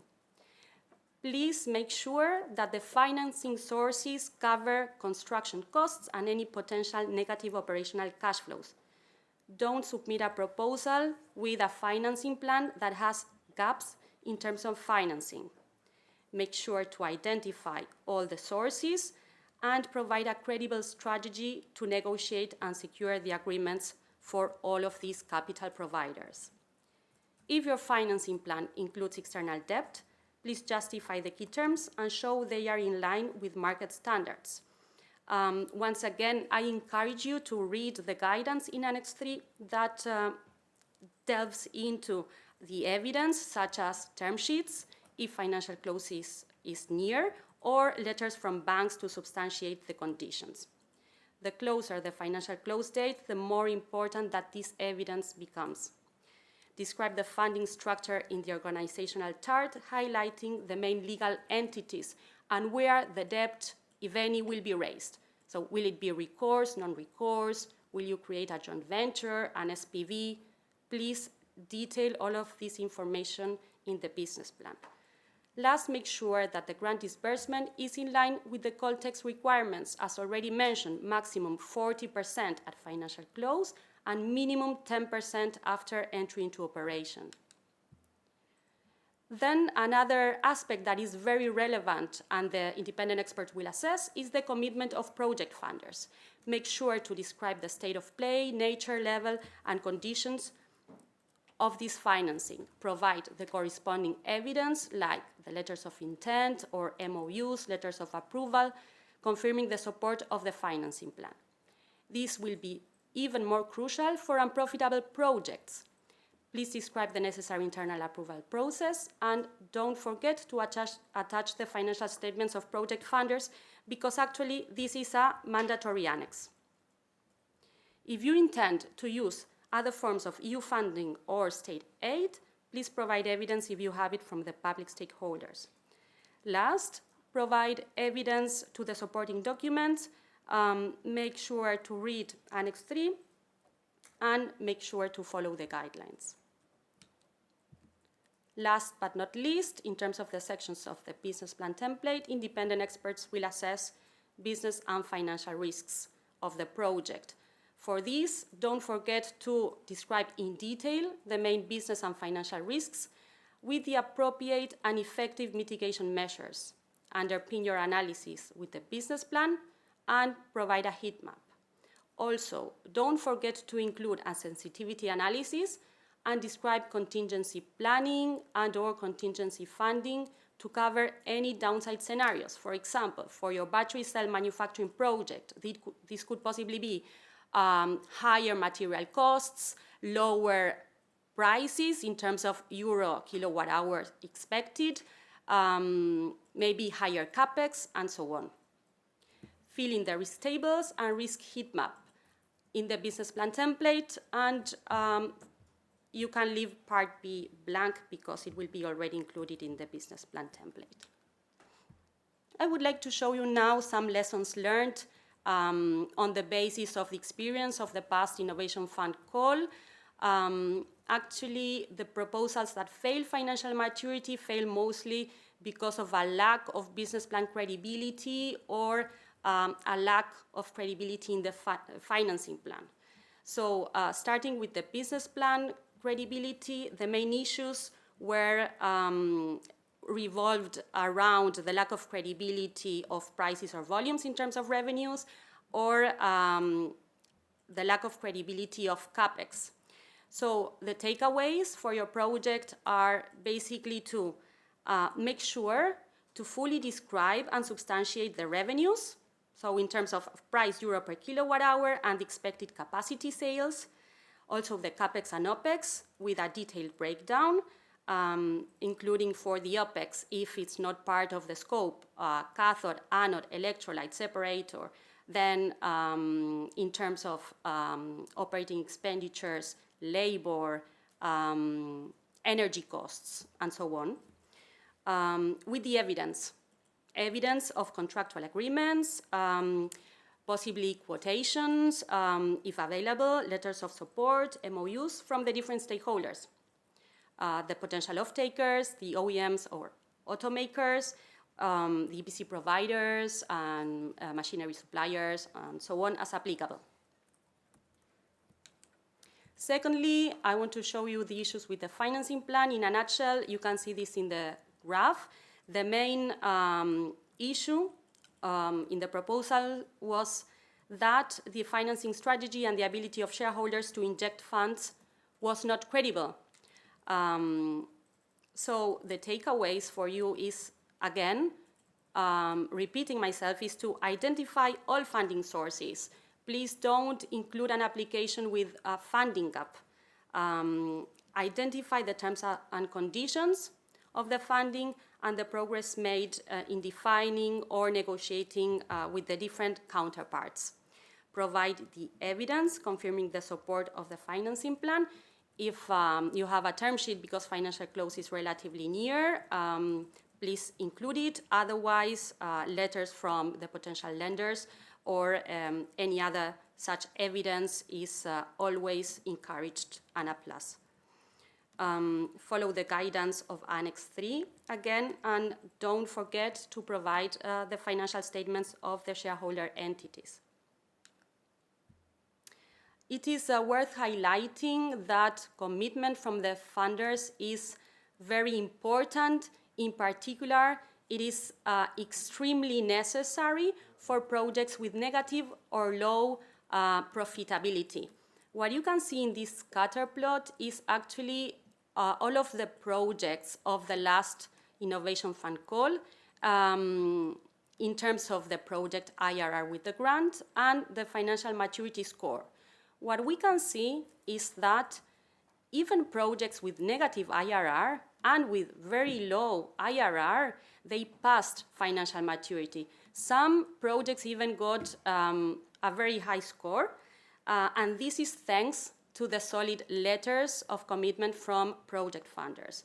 This is a very important message, so make sure that these letters recognize the issue of project profitability and confirm the willingness of the financiers to implement the project. So in a nutshell, these are the 7 golden rules of financial maturity. These are the main messages that I have repeated throughout the presentation. So to increase your chances of success, make sure to follow these different rules. And what we are saying here is that evidence is very important. Please be coherent throughout application documents. The business plan, Part B, the financial information file, your detailed financial model, and follow the guidance. I welcome you to read the relevant cost guidance and also, of course, the call text. Before going to cost efficiency, I don't want to forget to remind you that, as presented yesterday, we are preparing a tutorial on lessons learned on financial maturity and the business plan template, which will be published soon. So it will be very helpful in your application. Now, going into cost efficiency, which are the different elements that you will have to fill in? First of all, the relevant section in application form Part B, relevant cost and cost efficiency ratio. And of course, the mandatory annex, the financial information file, and your own detailed financial model. The financial information file, it's very important. It includes all of the inputs to derive the relevant costs and the cost efficiency ratio. So make sure that you fully complete the financial information file. Otherwise, the project might be rejected. Then, if you opt to use the fallback option, the reference plan methodology, option 2, in the relevant cost guidance, you must submit to justify the data on the reference plan evidence on the revenues, costs, and all of the financial projections included within the reference plan and supported by quotes if available. Also, the detailed financial model needs to include all of the financial projections of the reference plan, which have to be very detailed, and independent experts will have to be able to verify that as well. If you want more information, you can read the call text and the relevant cost guidance that explain in detail the conditions to use this option 2, this fallback option. So the cost efficiency ratio and the criteria is actually split in 2 parts. One, it's automatic. It's the cost efficiency ratio, which is calculated in the financial information file on the basis of your inputs. And the second one is qualitative. It's an assessment that independent experts make on how the computation of the cost efficiency ratio was made. And the cost efficiency ratio, it has a minimum requirement. Please note that only these proposals that have cost efficiency ratio lower or equal to 200 euros per ton of CO2 equivalent will be scored. The score will be based on the formula you can see on the screen with a maximum score of 3. However, if the cost efficiency ratio is higher than 200 euro per ton of CO2 equivalent, then the proposal will be rejected. The cost efficiency ratio has as numerator the requested Innovation Fund grant plus other public support, and as the denominator the absolute GHG emission avoidance during 10 years after entry into operation. So for the battery cell manufacturing project, it includes the GHG associated to the manufacturing and also the use for the 10 years after entry into operation. The relevant costs that are calculated in the FIF are used to derive the maximum Innovation Fund grant. The maximum Innovation Fund grant is equal to 60% of the relevant costs. If you want information on the relevant costs, please watch or listen to the presentation done yesterday in the Call Info Day, where the relevant costs were explained. Please note that if you choose not to apply the maximum grant, then of course you will be more competitive when ranked against other applicants, because the higher the cost efficiency ratio, the lower the score in the cost efficiency. Regarding other public support, if this public support has been already secured, then you must include it. You must include it in the financial information file, and it will be included in the numerator, okay? Then, if this public support is received during operation in the financial information file, these values and discounted amounts will be summed for the first 10 years of operation and will be added to the numerator. Other forms of state aid, for instance, reductions of taxes or reduction of tariffs, they will be only included in the relevant costs and not added here in the numerator. Then, in terms of the quality of the cost efficiency, scores will be lowered if there are any errors in the calculation. For example, if you include ineligible costs within the relevant costs, or if the weighted average cost of capital does not follow the relevant cost guidance, or, for example, if Part B or the business plan or the financial information file is incomplete. These are just examples of situations in which the score may be lower and where proposals might fail in terms of quality of cost efficiency. Make sure that there are no errors in the calculation. And I think that with this is all from my side, and I hand over back to my colleague Uwe for operational maturity. Thank you, Maria. I will continue now with the operational maturity and starting with where to find what. So you have to fill these sections in application form part B in section 4 and 9. You also have to provide a timetable Gantt chart that is a mandatory document. You have to provide participant information that is including CVs and other information on their previous projects or similar, and any due diligence report that might be available. The operational maturity has several aspects. It starts with the project implementation plan, the implementation plan for your project must be absolutely sufficiently developed. It must be comprehensive, and of course, it must be realistic. And it will show at the end the ability of your project to reach the entry into operation in line with any market standards in your sector, or ideally even faster.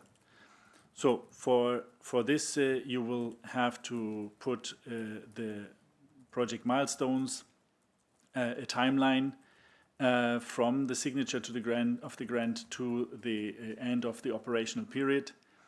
And again here, please ensure consistency with the other documents that you are providing.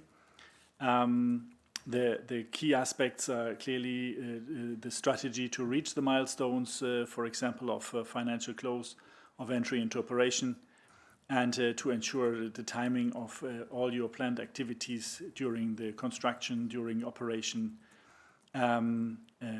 etc.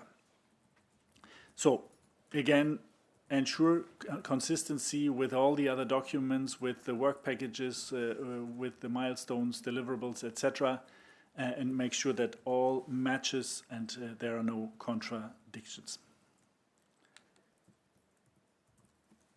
The next part is the part of the necessary permits, the IPR situation or licenses, and any other regulatory procedures belonging to your project.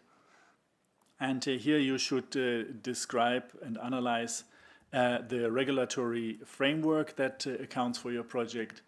Also any IPR situation or licenses that might be necessary to operate your project, and any other regulatory procedures, the permitting process, etc. So everything belonging to the permitting and IPR situation. You will describe the state of play. So you tell what kind of permits you have already obtained, or which permits you still need, and what is your plan in order to achieve them. This includes a timeline and all the measures that you have planned in order to get the permit in a timely manner relevant for your project. The next aspect is the soundness of the public acceptance. This includes also all the environmental impacts that your project might see. These aspects also through the whole project life cycle. So not only for when you're with us, but also until the end, for example, until the commissioning of your project. And you need to explain all the associated mitigation measures for this environmental impact. You will explain the degree of public acceptance of the technology specifically to your project, and a clear strategy how this public acceptance can be ensured. And here we recommend that you're not staying with the generic explanations, but really go into details that are relevant and specific to your project, to your technology, or maybe to the location where you are planning to have your project. So be specific and exhaustive. When it comes to the project team and the project organization, you will have to explain who are the key players in your team, what is their background, what is their track record, their skills, and if you have gaps, how you want to fill them. If you need additional resources from outside your project team, what are these and how will they be integrated? What is their task? How is the project organization that you are planning? For example, the project management structure, decision-making mechanisms, and any other processes within a consortium if you have a consortium, if you're not a single applicant. Also you will provide us with a project diagram you will find an example in the application form part B. You see it here on the right-hand side. That will explain the connection between all the different actors in your project. For the operational maturity also, the risk section is important. Again, here you will explain the main operational risks that are associated, for example, with the construction, with the project design, with the operation, or even with the commissioning at the end of your project, and the impacts that these risks can have in case they are materializing. Also explain clearly and valuable mitigation measures, and at the end summarize everything in the table that you will find in the template, and include a risk heat map. Looking at the lessons learned from the previous call, what were the reasons for projects failing under operational maturity? The main point here was that the project implementation plan was not credible, as you can see, secondly, that the team management and organization was not sound, so not clearly explained how you're planning with which team to do what. Additional aspect is the permitting and licensing plan and the timeline. So if you're not explaining how you can ensure important permits right in time, for example, for start of entry into operation, then these are these kind of problems that are raised in the previous call, and also problems with the risk and mitigation measures that were not adequate for what could happen in the projects. What is the best practice? So for the operations, you should define solid work packages and the related tasks to that. Set clear and realistic deliverables, milestones, means of verification, so how to prove and what to submit to us in order to show that what you have achieved and in time. And you need to include the relevant operational risks. For the timeline, ensure the consistency between the Gantt chart and the work packages and other documents like the FIF. Coming back to the point, ensure consistency. It's really, really important. We are seeing, unfortunately, a lot of projects that are not looking carefully enough to this. You have to consider a realistic time plan for all the activities that are belonging to your project, so construction, obtaining the permits, even the public acceptance might be an important point for the timeline. And then you need a clear strategy to identify the project parties, the responsibilities, the roles in your team. And you need to make sure that the work packages are linked clearly to the financial situation of the project. So to underpin this, also important is to provide us with any kind of contractual evidence that you might have.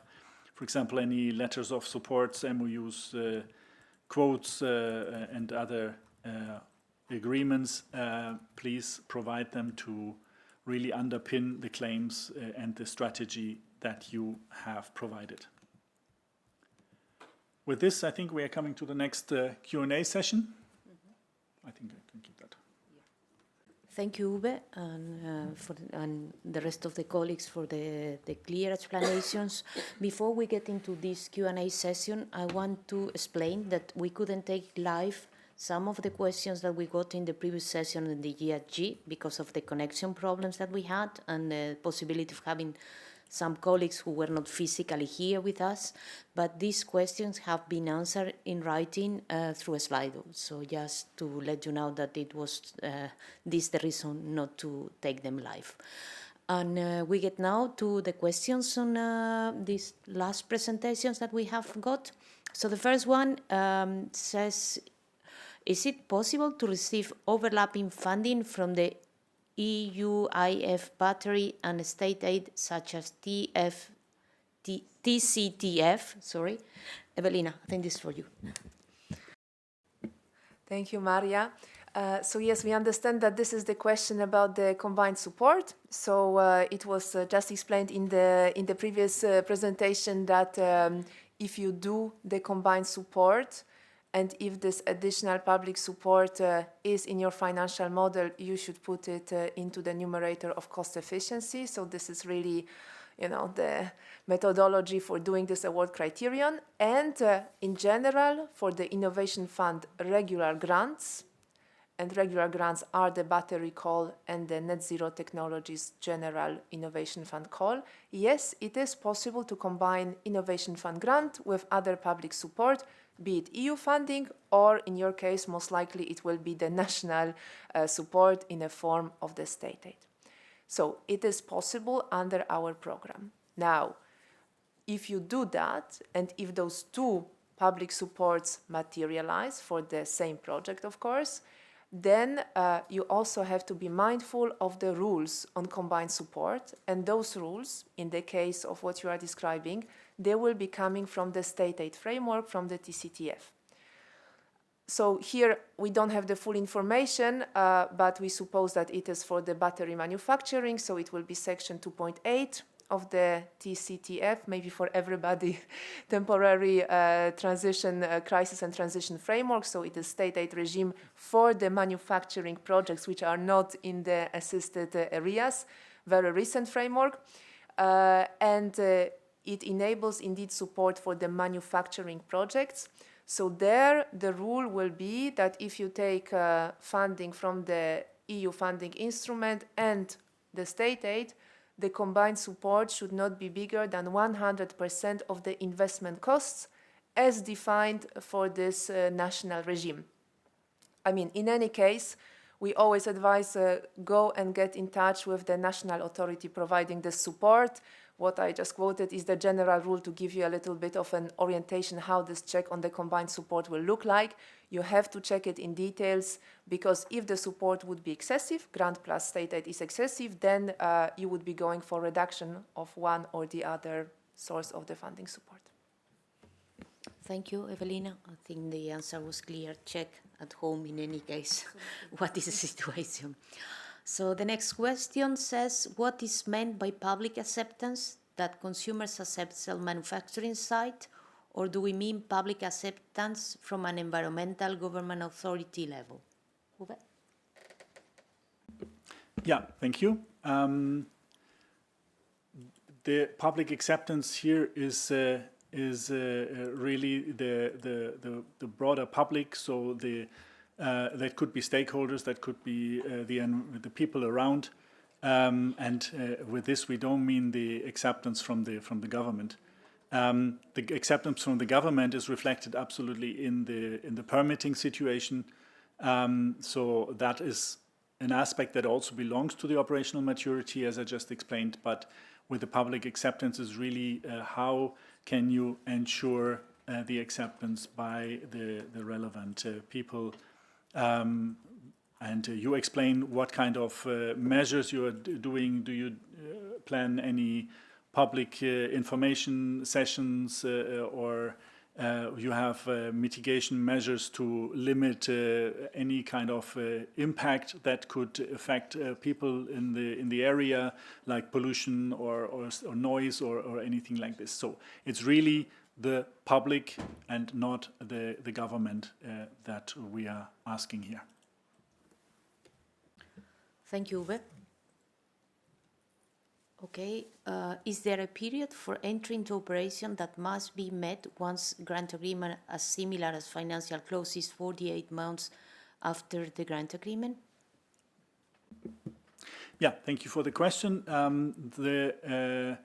The period of entry into operation is not that fixed as the maximum time you have for financial close. So the 48 months is the time that you have to reach financial close after the grant agreement signature.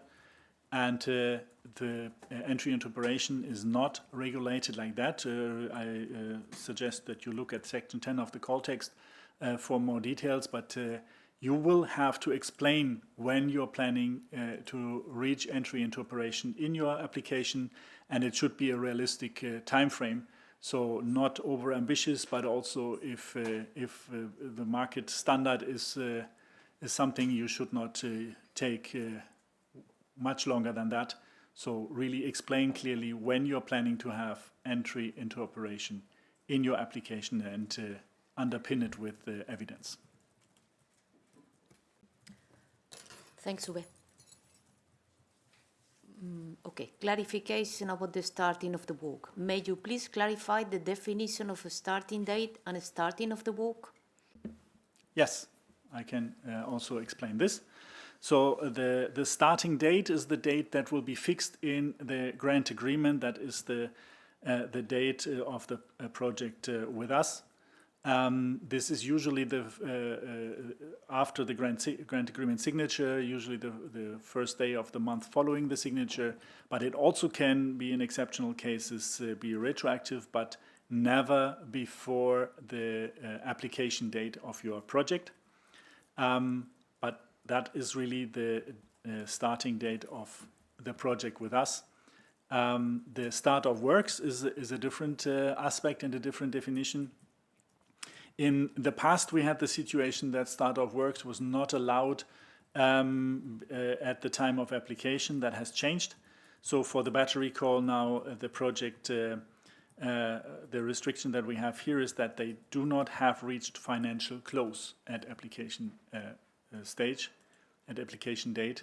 That, I hope, explains it.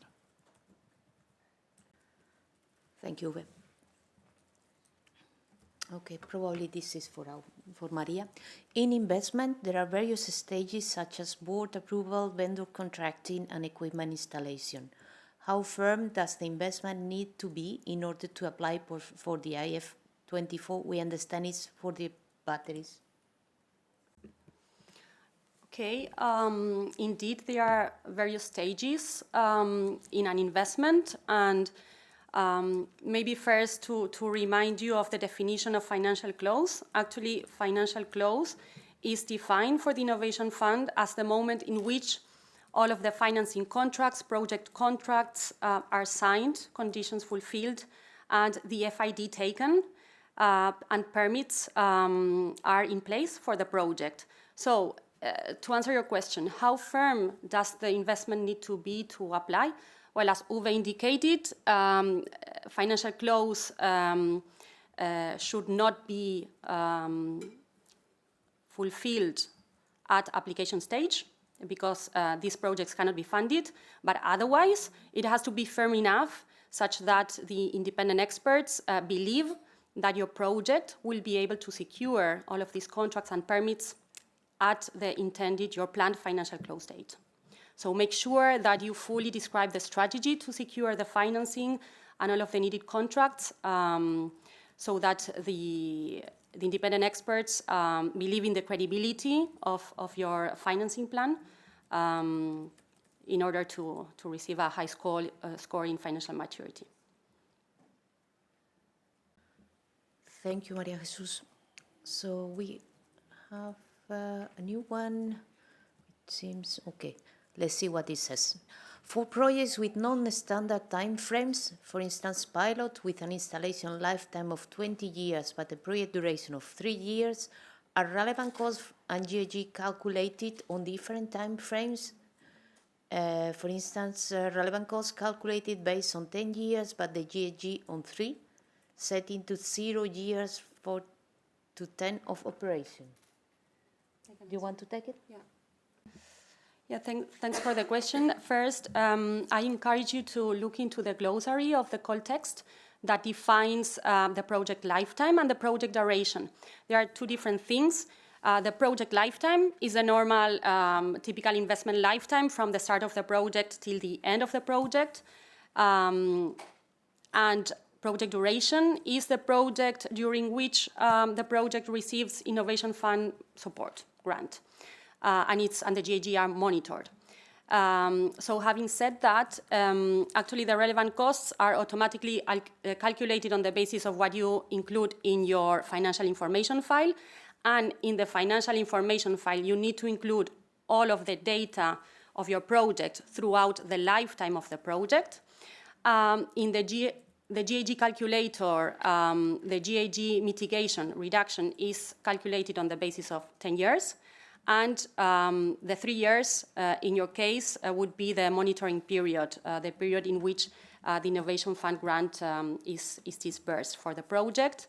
In the financial information file, you would typically include in the grant breakdown inputs tab, after entry into operation, 3 packages, 3 disbursement of the grant. So these are the differences. Thank you. Okay, financial close. I am afraid I'm not clear how financial close is defined here. Can you please help me out? Thank you. Yeah. Okay, just to repeat and to stress, financial close is actually included in the glossary of the call text as well.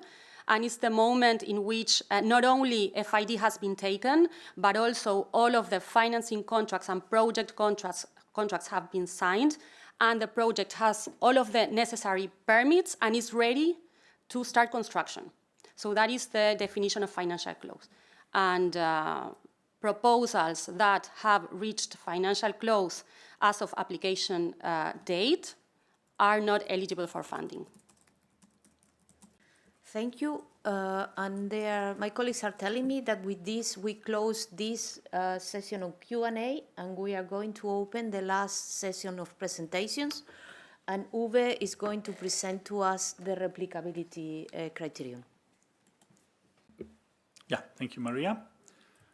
Continuing with the award criteria, so replicability. Here, the section 5 of the application form part B needs to be filled, and the replicability has again several different aspects. The first one is the efficiency gained and multiple environmental impacts. So here you need to explain how the project addresses the possible resource constraints. For example, by having efficient use of resources, reduction in consumption of critical raw materials, sustainable biomass and other scarce resources, or other ways that you find to address these resource constraints. You need to describe the potential or the proposed solution, also to address multiple environmental impacts. This could be the increase of biodiversity protection, reducing of land, air or water pollution, etc. Things that apply to your project. The next point of replicability is the further deployment of your technology. So you need to explain how the technology can be replicated in other sites. This could be in the same area. This could be across the EU or globally, and also the question how your technology could benefit beyond the sector, if that is possible. Here you need again to substantiate the claim, so it's not just to say yes, it's possible, but also to explain how, and to underpin it with any kind of data estimations on locations, budgets, capacities, etc. That you have available. And also you need to provide an estimation on the related expected contribution to emission avoidance. So if this replication on other sites would take place, what kind of additional emission avoidance would that result into? And the last point also is the knowledge sharing plan outline. The next aspect is the contribution to EU leadership and competitiveness. So the question is, here are different points. The first point is supporting the European battery ecosystems, meaning components including cathodes, anodes, that are that you will get from EU EEA suppliers, or machinery or manufacturing equipment that you will get from EU EEA suppliers. The second point is creation of IP rights, so patents that will be registered in Europe, that has been registered in the past 5 years, or that will be developed throughout your project. Additionally, welcome our battery research activities in the EU EEA region, maybe through any cooperation that you might have with universities or research institutes. The next possible aspect is the reduction of consumption of critical raw materials, for example, by use of secondary materials, recycling strategies, or any other ideas that you have to reduce the dependency on critical raw materials. And the last aspect under this point is the jobs created, the trainings, or any other actions to develop know-how in Europe. It's important to say that the first 2 points here have a higher value in your application.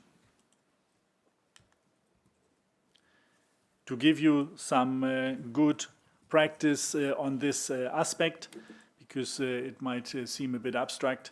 So what to do and what not to do, I would like to go through some examples. So good practice based, so supported by evidence would be, for example, projects that will work with the EU EEA component suppliers. As I said, evidenced by any kind of contracts, MOUs, LOIs that you have already in place. It's a good practice to name the suppliers in your application. Very good to explain the partnership with universities. And if you have already here some evidence, please provide it. The same counts for any patents that consortium members have already registered. It's good to provide some brief description in the application. What are these patents about? Or if you have scholarships or any other programs with students, with research institutes, to name them and to explain them in more detail. What should you avoid, on the other hand, is some generic claims like the project aims to work with local suppliers and can mobilize new partnerships. I mean, that doesn't say a lot and should clearly be avoided. Be more precise, be more in detail, and name the suppliers if you know them, if you have them. Other generic claims would be the project aims to support R&D in the sector and will invest parts of its profits into technological development. Also, that is very generic. Be more in detail, explain better what you are planning in your application. Another set of examples, let's start with a good practice again. So in addition to the production plant, if you are planning to set up an R&D center or a test center, that is a plus. If you have already contracts, MOUs signed with a recycling partner, then it's very good to show these. If the project will pursue an approach to minimize scrap with dedicated measures and any process controls, for example, then it's good to explain this in detail. Tell us what you're planning and how. And if there are training programs for workers, then also here, please explain them in detail. On the other side, again, avoid any generic points like project will create many jobs for running the installation. That is not helpful. That doesn't explain anything. The next point, standard battery cell production processes. If you're not mentioning how you are planning to reduce the waste, if you have these aspects in planning, go into details, explain what you're planning. The last two are again generic claims that should be avoided. Bottom line, be precise, be as detailed as you can, and provide with all the evidence that you have for the things that you have already started, where you have already activities, is definitely helpful. The next point in replicability is the knowledge sharing, the communication, dissemination, and the visibility of your project. There is not longer the knowledge sharing plan mandatory. It's just an outline of your knowledge sharing plan that you have to put in the application form, part B, under 5.2. What are the knowledge sharing goals that needs to be achieved with inside of your project? It's clearly a de-risking of the innovative low carbon technologies. It's an acceleration of the deployment that should be achieved with knowledge sharing and with dissemination. The guideline for this, please have a clear look to the Annex 2 in the call document, and make reference to the knowledge sharing reporting template that you will find in the funding and tender portal, but that is only for information at the stage of the application. Important point for the knowledge sharing for dissemination is that the confidentiality of your technology will be ensured. Whatever is addressed in any knowledge sharing and any communication or dissemination, we will make sure that your secrets, your business secrets, stays your business secrets, and that the confidentiality is in any case ensured. So for the communication dissemination activities, you need to outline all the activities that you're planning, the channels where you want to disseminate, the target groups, for example, for any knowledge sharing events that you're planning. So this goes definitely beyond the basic, just to have a plan and to go to any mandatory meeting. Whatever you are planning yourself from your end needs to be explained, needs to be discussed in your application. Also, you describe how the visibility of the EU funding will be ensured. All this information, please add to your application. Only for successful projects at the end, the knowledge sharing plan in detail will be provided as a deliverable in month 1. So here in your application, you only make reference to, or you only put an outline of the plan, not the detailed plan. That's for the replicability, and with this I'm handing over to the resilience criteria to the resilience requirements overall, and Evelina will handle this. Thank you very much, Uwe. And yes, indeed, in fact, we have one more award criterion to describe today and to explain. This is this security of supply and countering dependency, a brand new award criterion that you will find only in the Batteries Call. But before I explain it, I would like to place it in a bit of a broader context, what we often call resilience requirements, which is a lot discussed in Brussels, but just to make sure that we are all on the same page where it comes from and what does it mean, allow me a little bit of introduction. Okay, resilience requirements, you know that we also have them in the hydrogen auction, we have them in the general net zero call.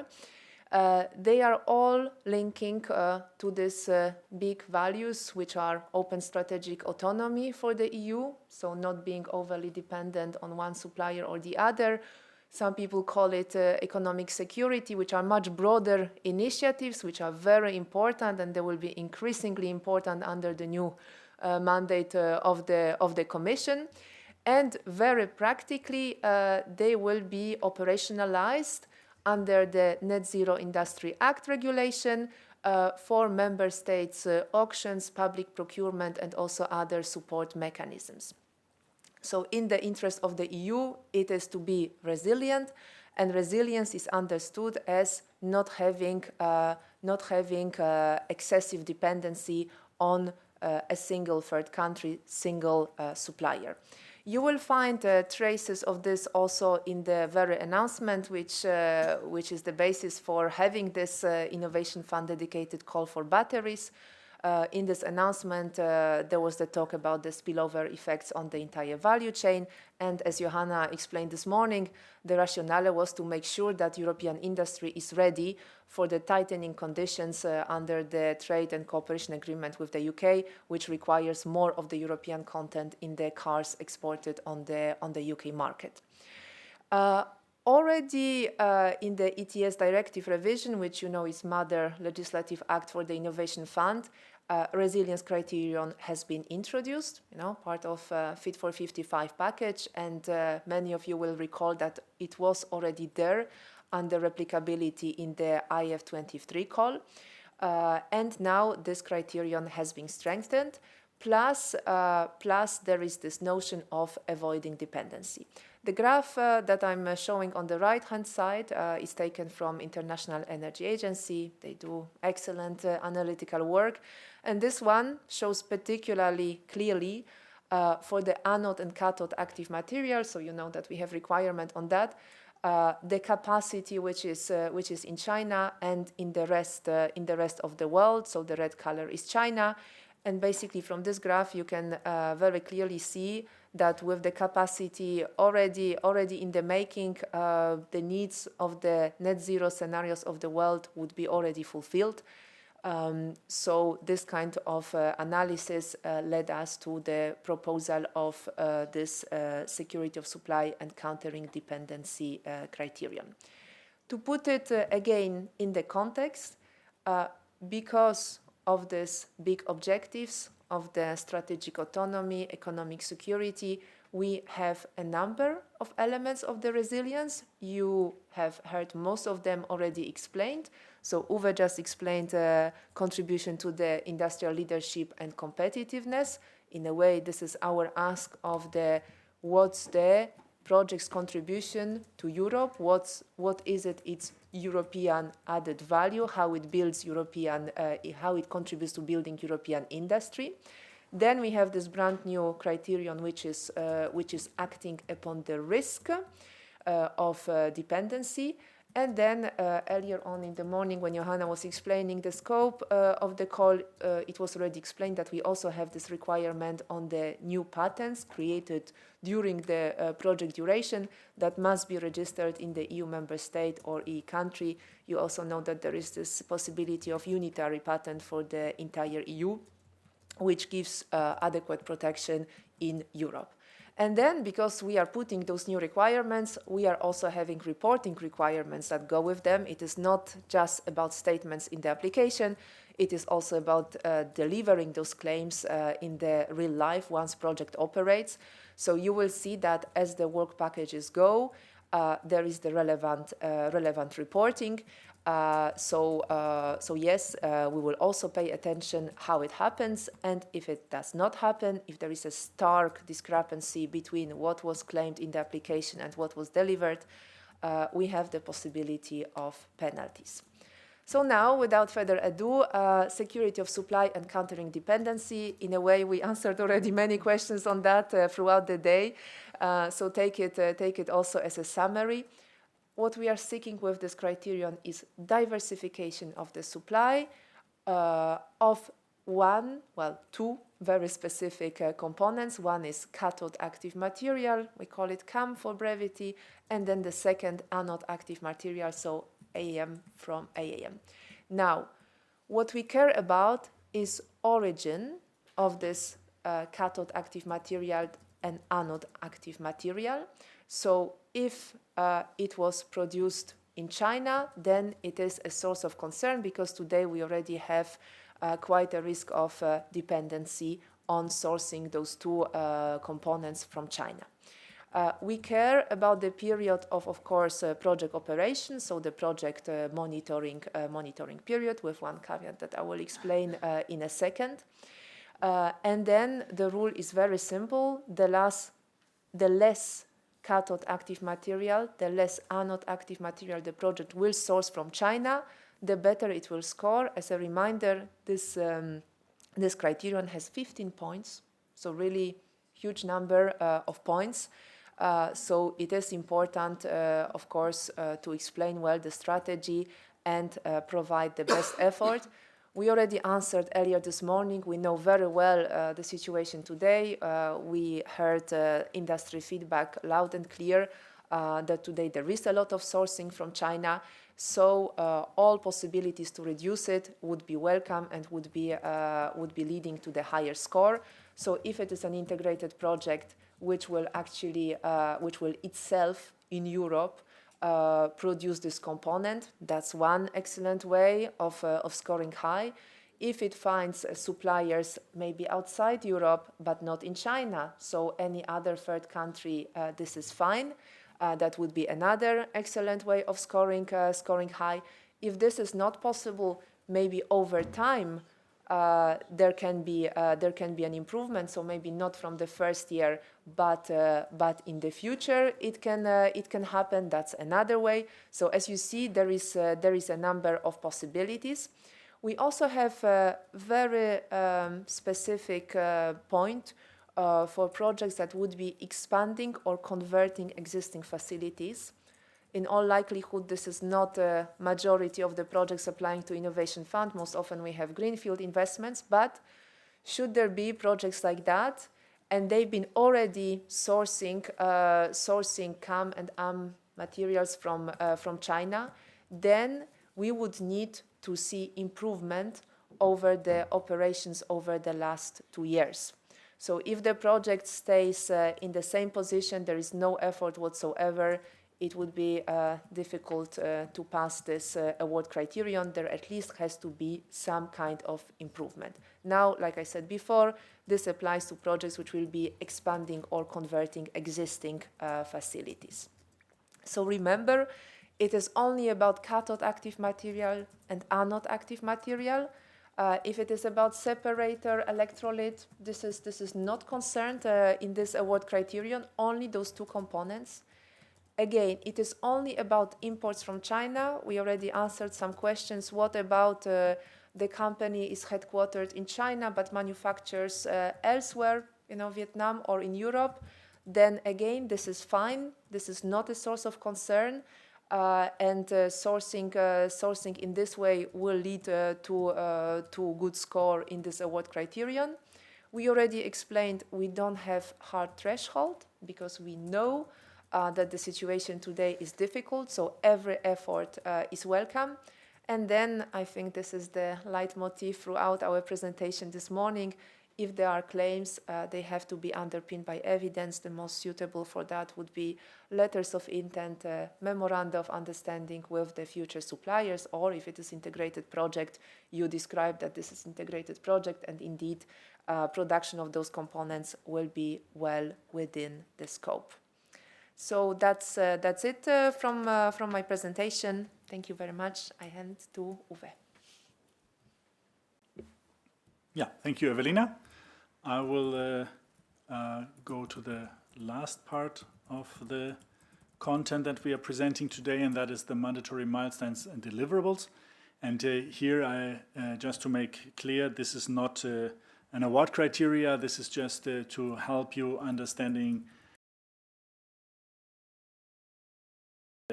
This is just to explain the structure, this part of the application that you have to provide, and that is the section 9 in the application form part B. That's the work plan and the work packages, all the activities that you're explaining here. Additionally, you, as mentioned before, the timetable, the Gantt chart, is a mandatory document that you have to provide. again here, the reminder, please make sure that all of this is consistent, that the timetable and the Gantt chart is consistent with what you're explaining here in the work packages, that all the activities that you have explained throughout the different award criteria are also in line with what you're explaining here in the work plan. As I said, I know many people might work on your application. At the end, make sure that you're really ensuring consistency, even though different people worked on different documents, to make sure that everything matches and there are no contradictions. Back to the work plan. You will provide in this section in the work plan a brief description of the overall structure of your work plan. For example, the geographical location or any other information that needs to be described here. And then there is the list of the work packages, their duration. The duration is relative to the starting date. We had this in the question, so the date when the project starts with us, the date of the signature of the grant agreement, that is month 1. Then you need to put all the relevant deliverables, milestones, etc. for every work package. So we will go through these work packages now. It starts with the work package 1, that's the work package up to financial close. What I'm presenting here is the standard, the standard work packages. In case and in only very well justified situations, you can deviate from that, but you need a good justification. So ideally, your work plan is looking exactly like that, work package 1 up to financial close. You see here on the left-hand side the milestones. These are indicative milestones. You will need to adapt them according to your project. So it could be, for example, the project planning approved, any contracting closed, etc. The only mandatory milestone you see at the bottom is the financial close. So that milestone must be in your list of milestones. All the others you will adjust according to your project. In the middle, you see the mandatory deliverables. That is the minimum set that needs to be connected to this work package. So deliverables and their timeline, when do they need to be presented. We talked already before in the knowledge sharing. So the knowledge sharing plan, for example, is a deliverable due in month 1, so in the month when you're signing the grant agreement. You see here the list of all the other deliverables. This list is the basic list. This is the mandatory list that can be extended later on. For example, when you're negotiating a grant agreement with us, we might ask for additional deliverables, additional information in that work package in order to have them as a means of verification here. The second work package then is from financial close to entry into operation. The same structure than before. You have the milestones. We put here a lot of indicative milestones that you might adapt according to your project. The only mandatory one is entry into operation. That is the milestone that must be there. All others can be adapted. And you see the list of mandatory deliverables in the middle. These are the things that belong to this work package. And as I said, in the timeline that you see on the right-hand side. This list could get longer depending on your project. Once you reached entry into operation, then starts the operational period. And for the battery call, the minimum operational period is 3 years. In case you want to operate longer, please provide operating with us. So what does it mean, this 3 years? In this 3 years, you will show to us that the greenhouse gas emission avoidance that you have promised for these 3 years, you will be able to achieve. In the GHG calculations, you will show for every year of operation for the savings that you will achieve. And for the first 3 years of that, we will be by your side, minimum the first 3 years, to look that you're really reaching this, achieving this GHG savings as you have planned. And that's why 3 years. If you believe you would present this longer to us and there is a reason because of ramp-up periods or anything else, this could be longer, but in only well-justified cases. And here, again, the same structure. There's only one milestone for the operational years, and that is the end of first year of operation, end of second year of operation, end of third year of operation, respectively. And you see here the mandatory deliverables and their timeline. And when going to the last year of operation, ideally the third year, you see there is a bit more of deliverables that are mandatory. This are the information that you need to provide. That is the structure of the work plan, the structure of the work packages that you have to provide to us with the application. And with this, I think we are at the end of the content part and can have the next Q&A session. Yes, thank you, Uwe. So we open the last Q&A session of this morning. We have one question already on the screen. Can you please clarify the ability to reach entry into operation in line with market standards in the sector or faster? What is the definition of market standards? Yes, happy to take this question. Thank you. I'm asking you, what are the market standards? You know your market, and you explain us how you want to enter into operation in line with what is the standard in your market. We will have the independent experts who are experts in that field, so they will obviously assess that and see if that is the market standard, but there is no definition or any table where you can read the market standard is this and that timeline. You explain us and you explain us how you're reaching entry into operation in a reasonable and in a timeline that is in line with what is usual in the market, or ideally faster. Thank you, Uwe. Okay, can we use our own templates for feasibility study, business plan, timetable, and Gantt chart? I think this was explained in the beginning, but... Yeah, so have a look to the call text. The templates that we are providing are a helpline for you.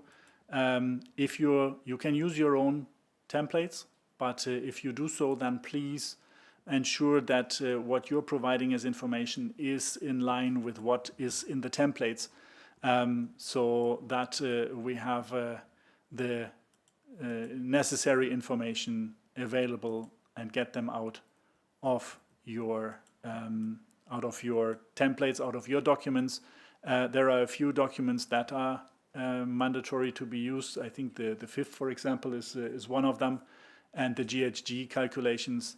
There you have to use what we are providing, but for the ones that are listed here, I think you can use your own. May I add something? Yeah.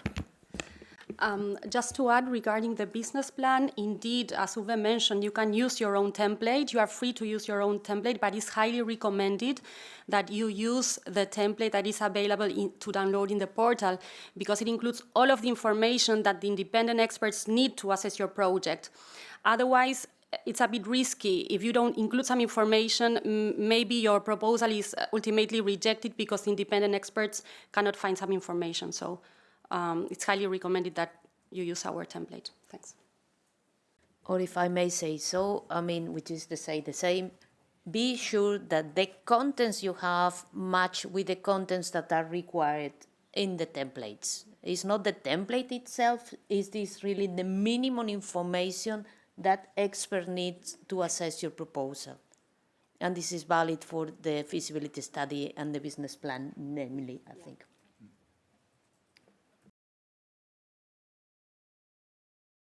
Is the extended Part C form a mandatory document? Yes, but it's information we just collect for statistical purposes, and this information is not used, is not assessed by external experts during the evaluation.